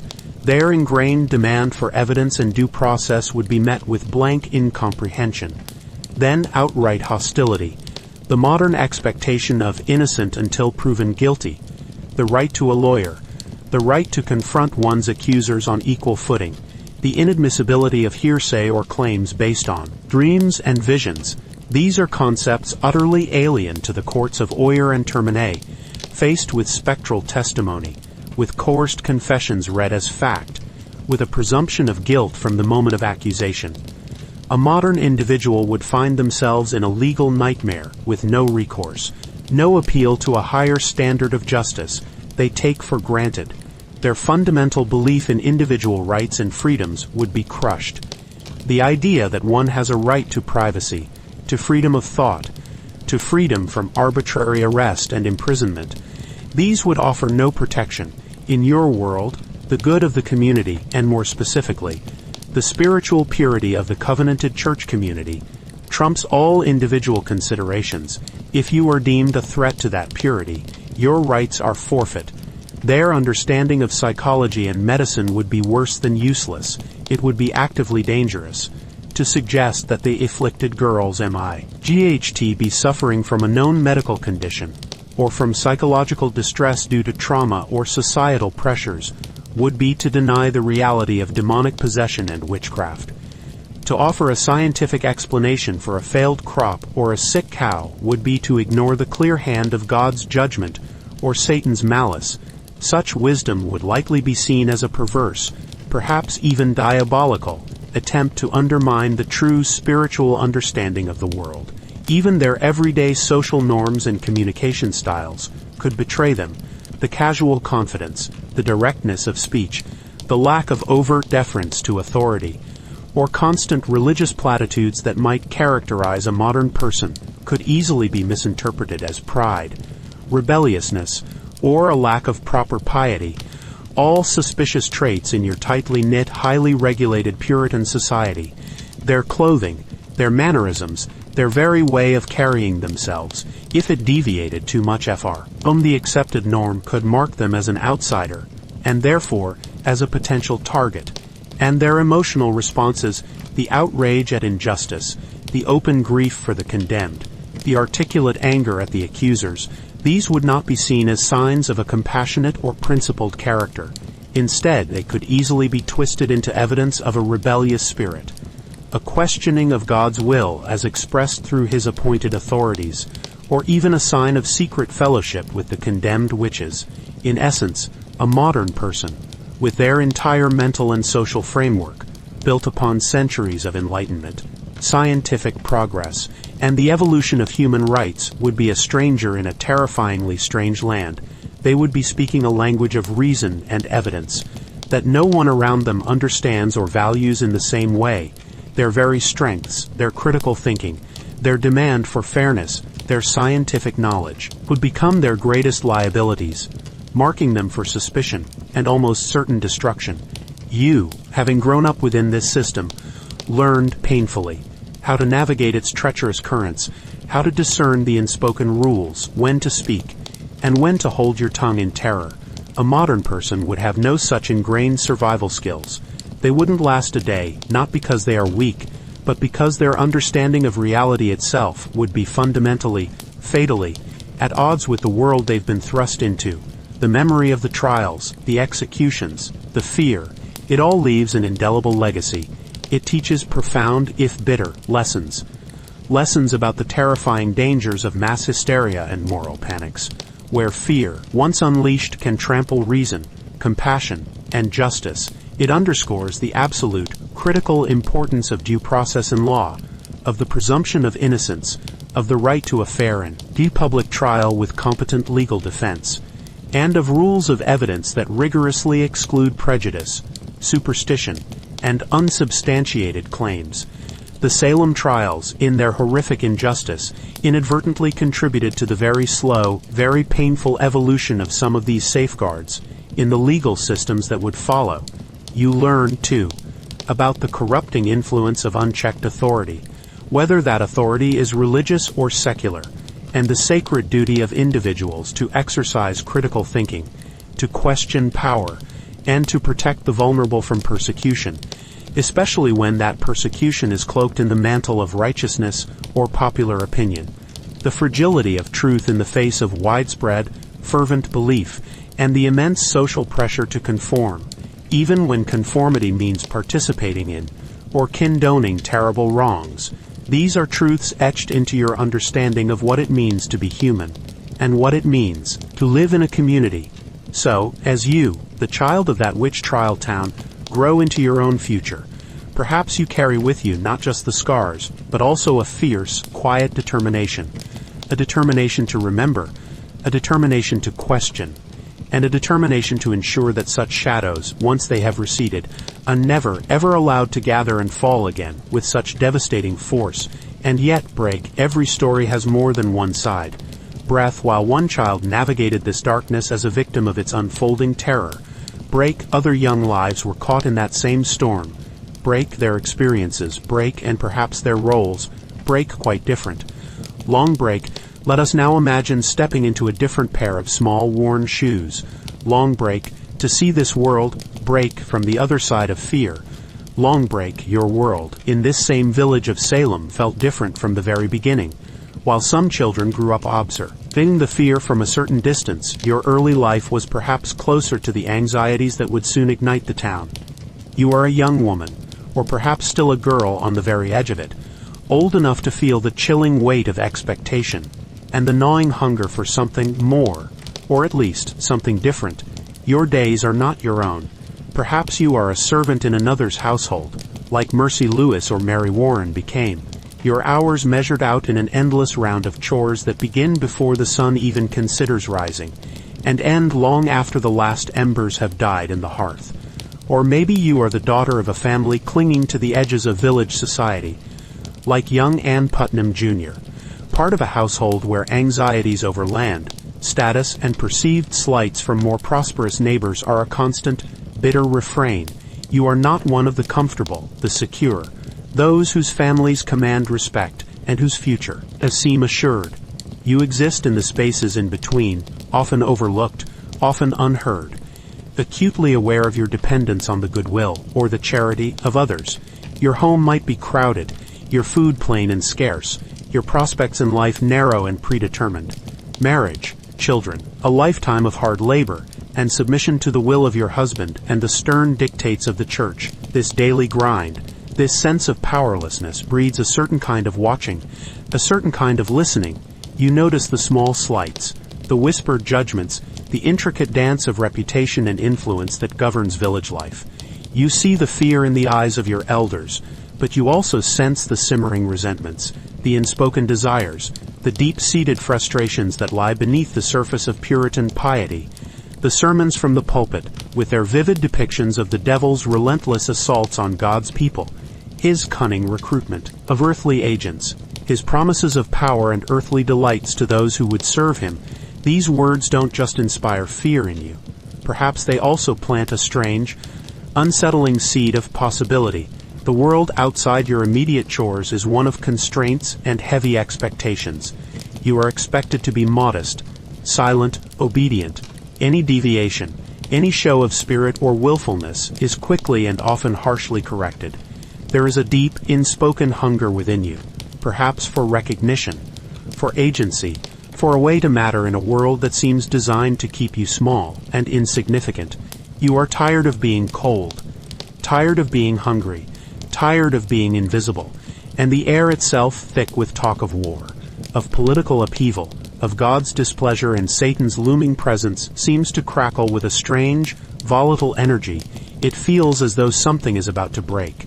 And you, a young woman on the periphery, find yourself waiting. Your own unformed desires and fears, a mirror to the village's rising unease. Winter in your village is a long, drawn-out affair, a season of confinement that presses everyone close, perhaps too close. The days are short, the nights stretch into an eternity, and the hearth fire becomes the center of your small world, its flickering light barely holding back the encroaching darkness, and the bone-deep chill that seeps through the rough chinked walls of your dwelling. It is during these months of enforced idleness, of shadows and stories, that something new, something unsettling begins to stir within you. It might start subtly, almost imperceptibly at first, a curious heaviness in your limbs when you wake, a weariness that no amount of sleep seems to dispel.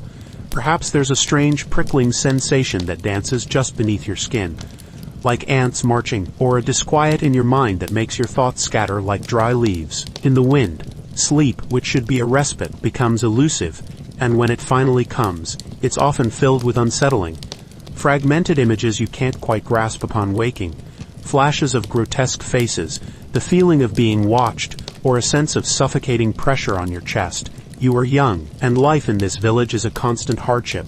The food is often meager and monotonous, the work relentless. Is it simply exhaustion, you wonder? A touch of fever from the damp cold that seeps into your bones? You try to dismiss it, to to push through the growing unease, because in your world there is little room for complaints, little patience for those who cannot pull their weight. Your mother, her face already etched with the worries of providing for the family, might dose you with a bitter herbal tea, her touch perhaps a little rougher, her eyes a little sharper with concern or impatience.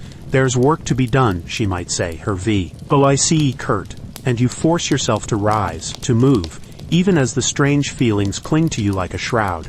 Then, perhaps, the stories start to take on a new, more personal significance. You, along with some of the other young women and girls in the household of Reverend Paris, his daughter Betty, his niece Abigail Williams, or in nearby homes, might gather in the kitchen during the long, dark evenings. You're drawn to the warmth of the fire, a small circle of young faces illuminated by the flickering flames, and to the captivating, often forbidden-seeming tales told by Tituba, the Reverend's enslaved woman from the distant Caribbean. Her stories are a world away from the grim warnings and stern pronouncements of the minister in the meeting house.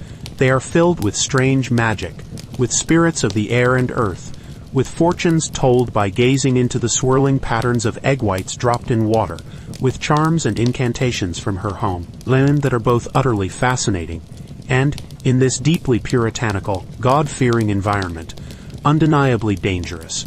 You listen, your breath caught in your throat, a thrill of excitement mixed with a delicious, almost fearful sense of transgression. Could such things truly be real? Could there be a hidden world, a world of power and mystery, operating just beneath the surface of your mundane, tightly controlled village life?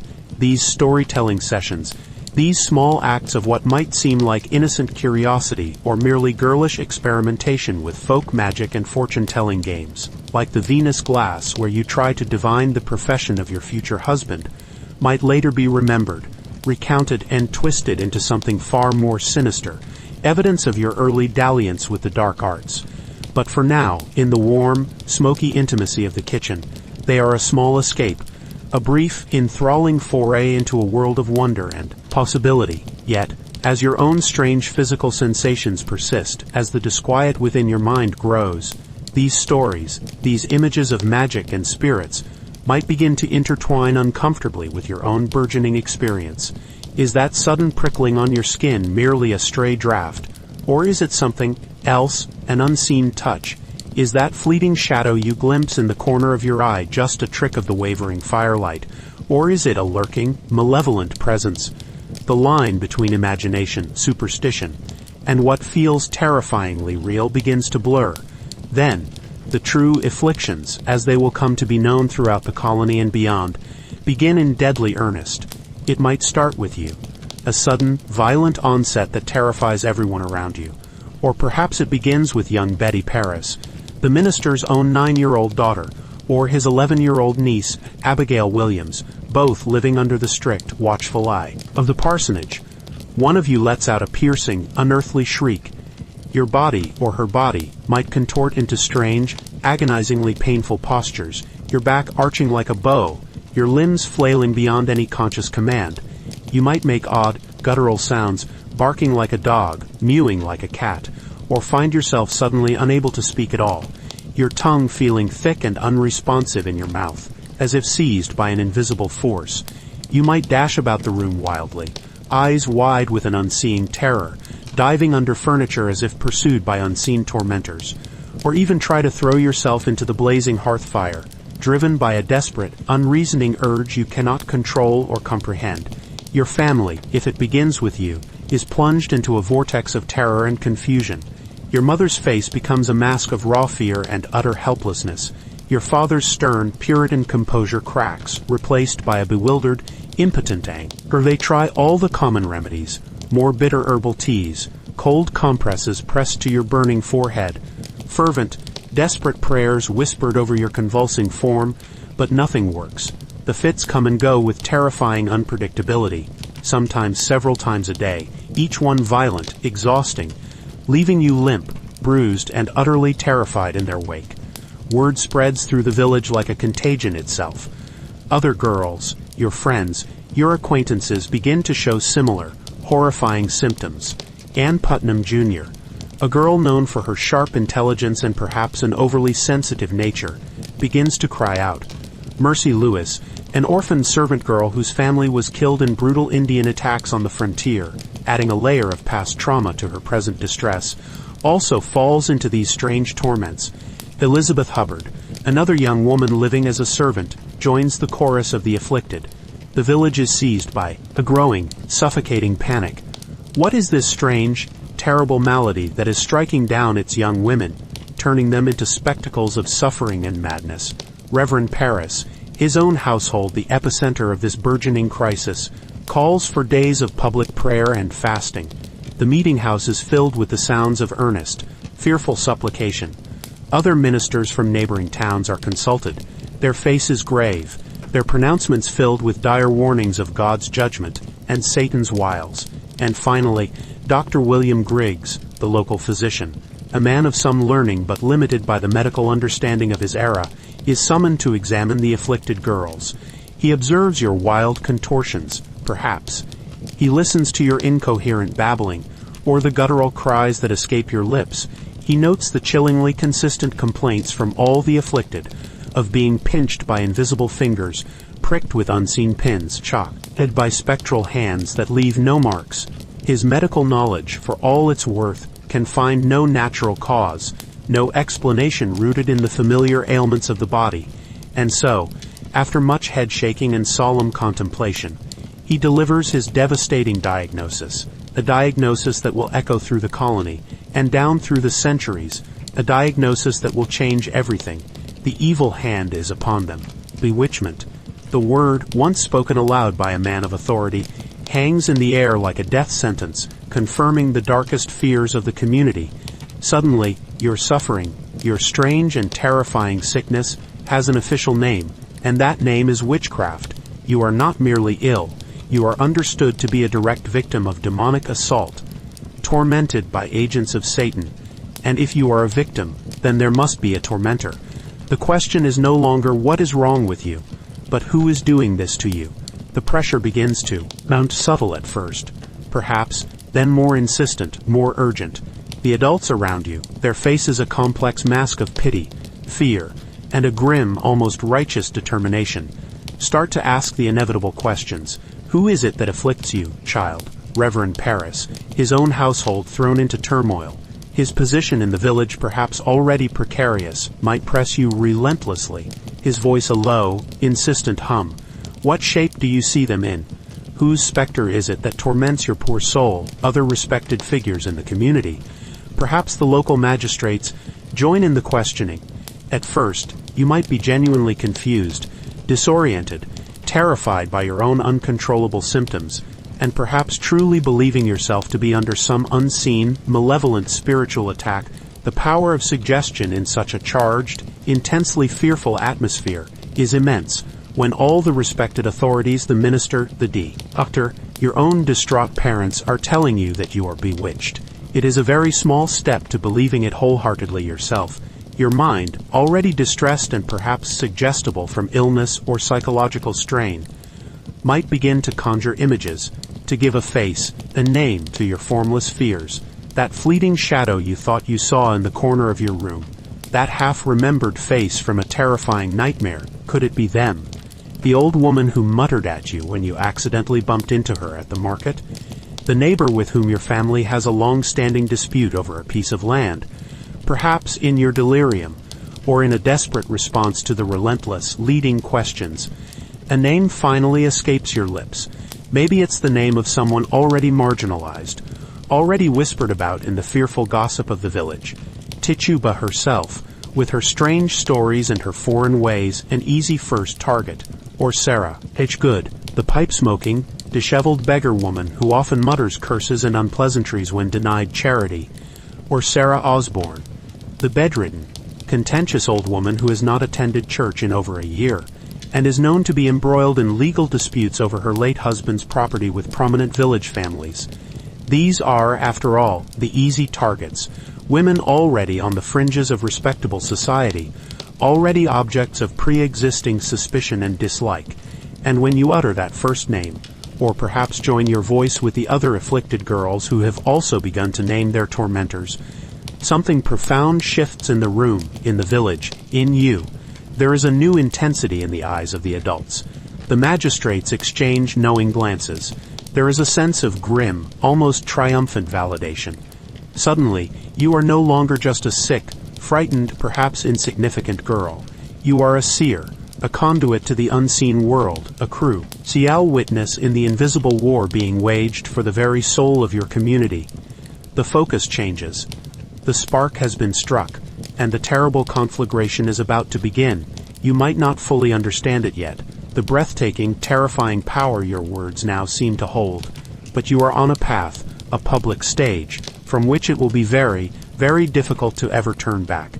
The moment that first name, or perhaps the first several names, escape your lips, or are cried out by you and the other afflicted girls in the throes of your torments, the world around you shifts in a way that is both exhilarating and deeply, profoundly terrifying. Yesterday, you were a nobody, a sick girl, an object of pity, or perhaps even annoyance to your family and the village. Today, you are something else entirely.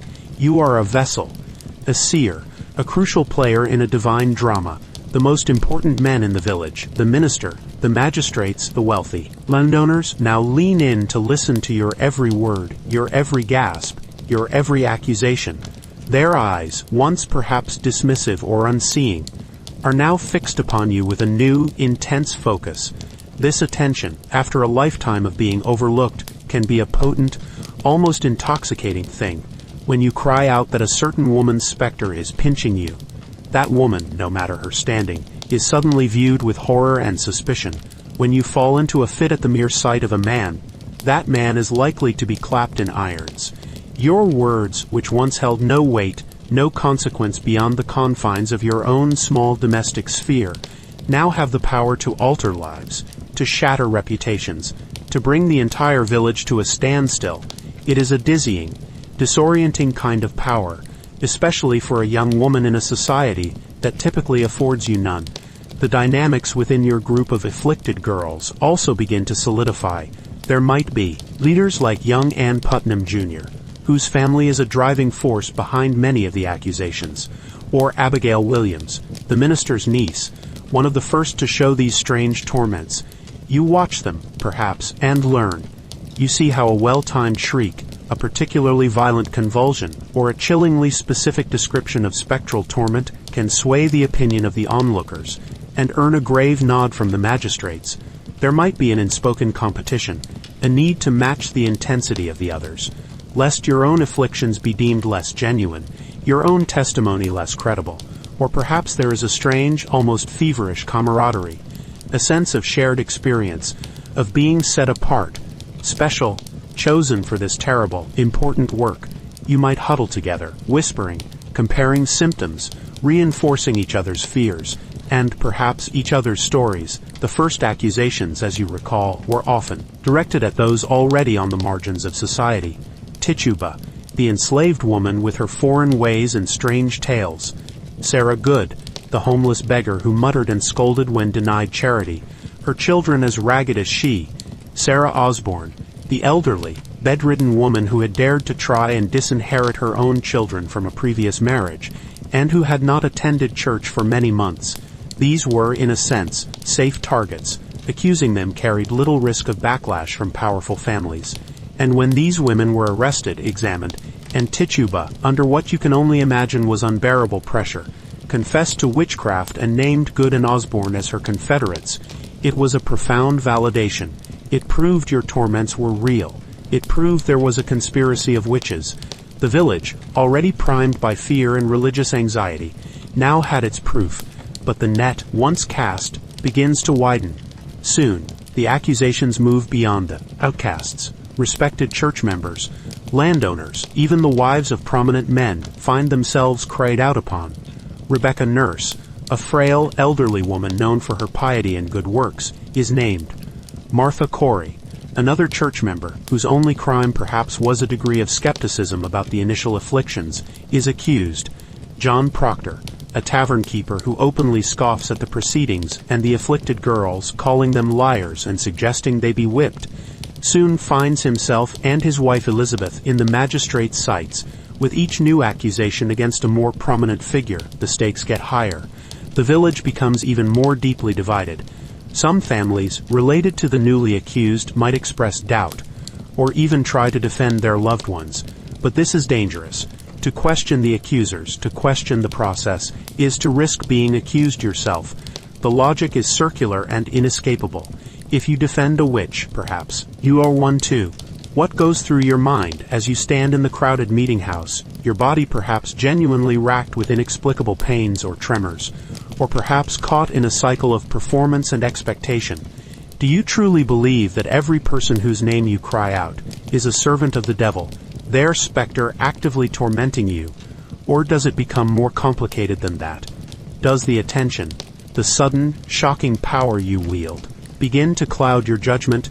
Do old resentments, your own or those of your family, subtly influence the names that come to your lips in the heat of an affliction? Perhaps you feel a genuine terror, a belief that you are beset by demonic forces, and that naming your attackers is your only defense, your sacred duty. The sermons have taught you that the devil is real, that witches are his tools, and that they can inflict unimaginable suffering. Your own physical sensations, the choking, the pinching, the convulsions, feel undeniably real. When the magistrates and ministers, the wisest and most powerful men you know, affirm your experience, telling you that you are indeed bewitched, who are you to doubt them? Their belief validates your suffering, gives it meaning, makes you a martyr in a holy war. Or perhaps a colder, more calculating thought begins to take root. You see the effect your accusations have. You see the fear in the eyes of those you name. You see the respect, however tinged with fear, that you now command from the community. For a young woman who has always been at the bottom of the social ladder, this newfound influence might be a heady, almost addictive sensation. Do you begin to consciously or unconsciously direct your accusations? Does the line between genuine affliction and performative torment begin to blur, even in your own mind? Maybe there are moments of doubt, of sickening guilt, when you see the terror on the face of an old woman you've known your whole life, a woman who once gave you a kind word or a piece of fruit, as she is dragged away in chains because of your testimony. Does a small, cold voice whisper in your heart that this is wrong? If it does, you likely push it down, suppress it with all your might. To admit doubt now would be to unravel everything, to expose yourself not as a victim, but as a liar, a fraud. And in this village, at this time, such an admission would be unthinkable, possibly even fatal. The narrative has taken hold, and you are now a central character within it, swept along by a current far too strong to resist. The magistrates themselves might inadvertently guide your accusations during the examinations. Their leading questions, their suggestions, their clear belief in certain individuals' guilt based on prior reputation or village gossip could subtly shape your testimony. Was it Goody Proctor who you saw in the spectral company? Why did Martha Corey's spirit offer you the devil's book? Under such pressure, in the midst of a terrifying fit, it would be all too easy to agree, to confirm their suspicions, to give them the names they seem to expect. The power of your accusation is absolute, terrifyingly so. It requires no physical proof, no corroborating witnesses beyond the other afflicted girls who quickly learn to echo and amplify each other's claims. Your spectral sight, your cries of torment, are enough to condemn. You are, in essence, the witness, the prosecutor, and the evidence all rolled into one. It is a burden of terrible significance, and whether you carry it with genuine conviction, manipulative cunning, or a bewildered, terrified confusion that you yourself can no longer untangle, its consequences are a spreading stain of fear and death across your small, God-fearing world. The whispers have become shouts, and the pointed fingers now direct the constable and, ultimately, the hangman. The machine of accusation, once set in motion, grinds on with a terrifying momentum. Now, you are no longer just a girl suffering strange fits in the confines of a private home, or the parsonage kitchen. You are a key witness, a central performer, in the public theater of the examinations, and the subsequent formal trials in the court of Oyer and Termine. Each time an accused person is brought before the magistrates, you and the other afflicted girls are there. Your presence both expected and, it seems, essential to the proceedings. The meeting house is always packed, the air thick with anticipation, fear, and the collective, almost prayerful attention of the community. When you enter, perhaps with the other girls, a hush falls, all eyes are upon you. You feel the weight of their gaze, the pity, the awe, the terror. You are the one who sees the invisible, the one who suffers the torments of the devil's agents, the one whose pain validates the entire hunt. It is a heavy, almost intoxicating role, as the accused is brought forward.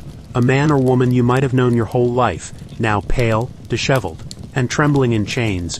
Your afflictions often begin, or intensify.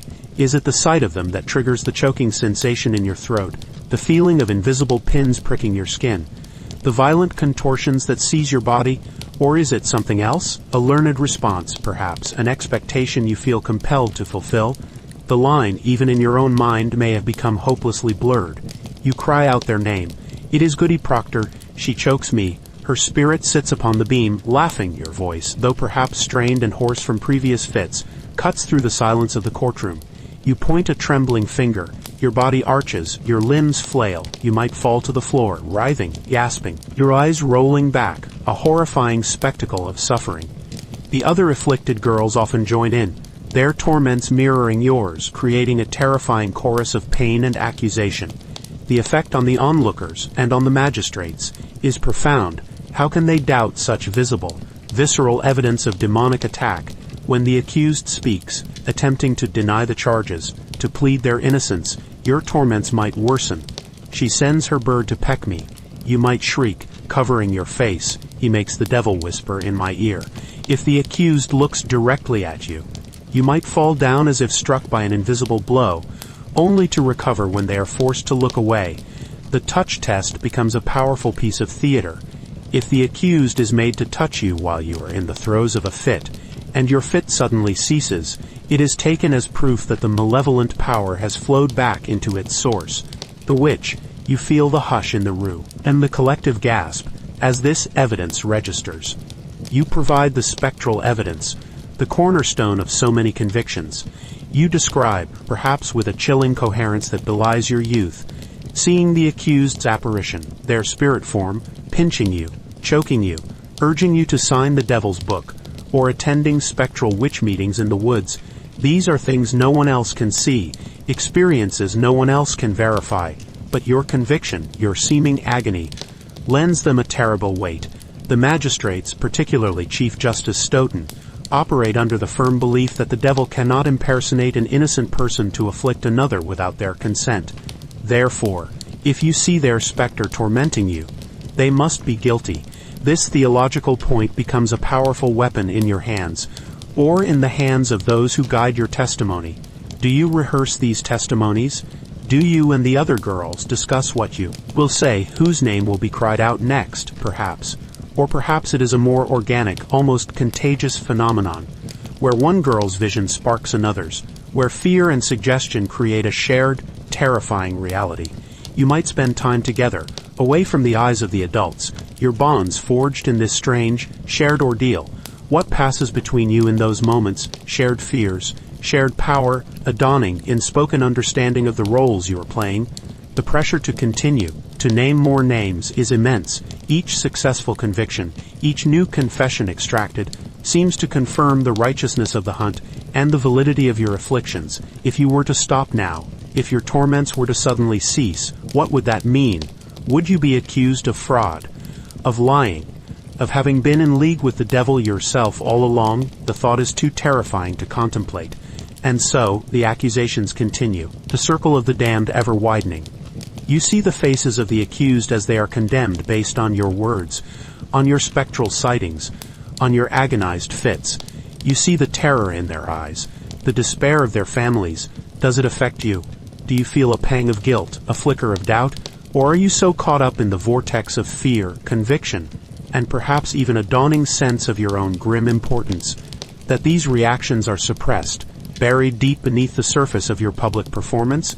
Perhaps you tell yourself that these people are witches, that you are doing God's work, that your suffering is a testament to their evil. It is a narrative that the entire village, led by its most respected figures, seems to endorse. You become a regular fixture in the courtroom, your presence almost a requirement, your youthful voice, Crying out in pain or accusation becomes one of the defining sounds of these dark days. You might even be taken to other towns, Andover, for instance, to help identify witches there. Your reputation as a seer of demonic evil preceding you. You are young, perhaps uneducated in worldly matters, but in this specific, terrifying arena, you hold a power that few adults, let alone young women, could ever dream of wielding. It is a power born of fear, validated by authority, and it is changing you, day by day, accusation by accusation, into someone you might not even recognize yourself. The initial spark of affliction has truly ignited an inferno, and you are now one of those fanning its terrible flames. The fever eventually breaks, not the fever in your own body, perhaps, for that may have been a complex and ambiguous thing, but the fever that gripped your village, the colony, slowly, almost imperceptibly at first. Then, with gathering speed, the tide begins to turn. Perhaps it is because the accusations reach too high, touching the families of prominent magistrates, even the governor's own wife. Perhaps it is because some of the ministers, men of learning and influence like Increase Mather from Boston, begin to publicly question the unwavering reliance on spectral evidence, warning that the devil can indeed impersonate an innocent person to achieve his dark ends. Or perhaps, simply, the sheer number of arrests, the overflowing jails, and the succession of grim execution days begin to weigh too heavily on the conscience of the colony. Whatever the precise reasons, the court of Oyer and Termine is eventually dismissed.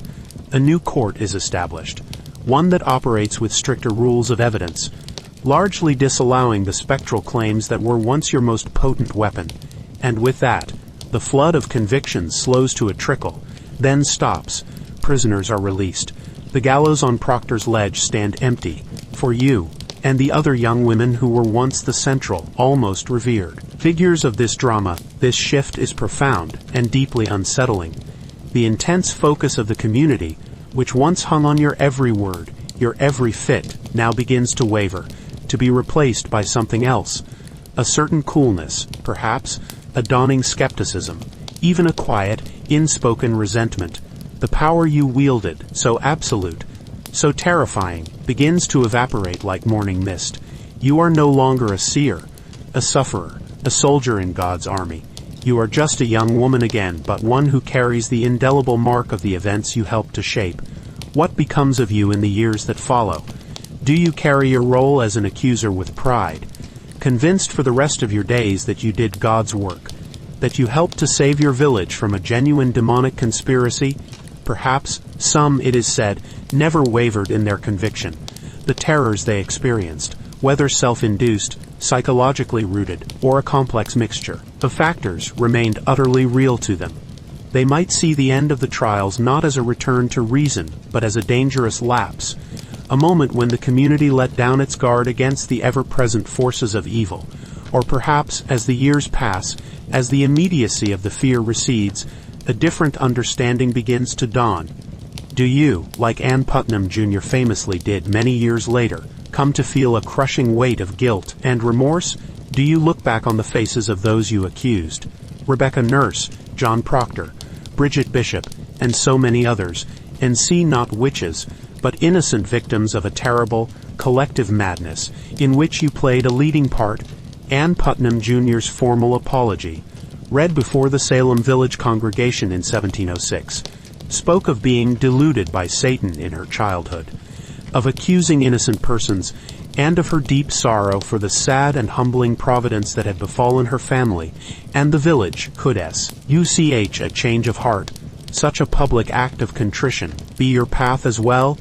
Living with the legacy of being an accuser would not be easy. While some in the community might try to forget, to move on, others would always remember. The families of those who were executed, whose lives were shattered, whose names were blackened by your testimony. How would they look upon you? Would there be forgiveness, or only a lifetime of silent reproach, of averted gazes in the village street? You might marry, have children of your own. How do you explain to them, when they are old enough to hear the stories, what happened in those dark days of 1692? How do you explain your own role? Do you try to justify it, to minimize it, or do you carry it as a secret, a heavy burden in your heart. The very fabric of your community has been torn, and you were one of those holding the knife. Mending those tears, if it is possible at all, will be the work of generations. Perhaps your own life is forever marked by the strange afflictions you once displayed. Do they cease entirely with the end of the trials, or do they linger, a ghostly echo of that intense, terrifying period? Does your health, both physical and mental, bear the scars of those convulsions, those fears, those public performances of torment? The community, and later historians, would offer many explanations for what happened to you and the other afflicted girls, ranging from genuine demonic possession, to outright fraud, to complex psychosocial phenomena like conversion disorder or mass hysteria, or even, as some early theories suggested, the effects of ergot poisoning. But for you, the experience was your own, lived in your own body, spoken in your own voice, whatever its ultimate cause. The shadow you helped to cast was long and dark, and as you live out the remainder of your days in a world slowly, painfully trying to awaken from a shared knee, GHT Mayor, perhaps you find that this shadow, in some way, follows you too, a constant chilling reminder of a time when a young woman's cry held the power of life, and, all too often, of death. The weight of small things, which once pressed you down, was transformed into the terrible weight of accusation, a burden you and your village would carry for all the years to come. And so, we conclude our journey through the chilling world of a 17th century witch trial town, first through the innocent, then terrified eyes of a child growing up amidst the unfolding horror, and then through the shadowed heart of one who became an accuser, experiencing the strange, terrible power that came with it. Two different paths, two different burdens, both forged in the same crucible of fear, superstition, and societal madness. These stories, though drawn from a distant past, perhaps remind us of the enduring complexities of human nature, the say with which communities can be swayed, and the devastating consequences that follow when reason sleeps and fear takes the reins. Thank you for walking with us through these dark passages of history tonight. If these immersive journeys resonated with you, and you'd like to explore more such stories from the past, please do consider liking this video and subscribing to the channel. Your support, especially as we grow, means the world. And please, share your thoughts or reflections in the comments below. Until next time, may your own nights be peaceful. Hold on to your reason, cherish your hard-won freedoms, and perhaps, just maybe, be grateful for the light of understanding that has, over many centuries, pushed back at least some of those ancient, terrifying shadows. Sleep well.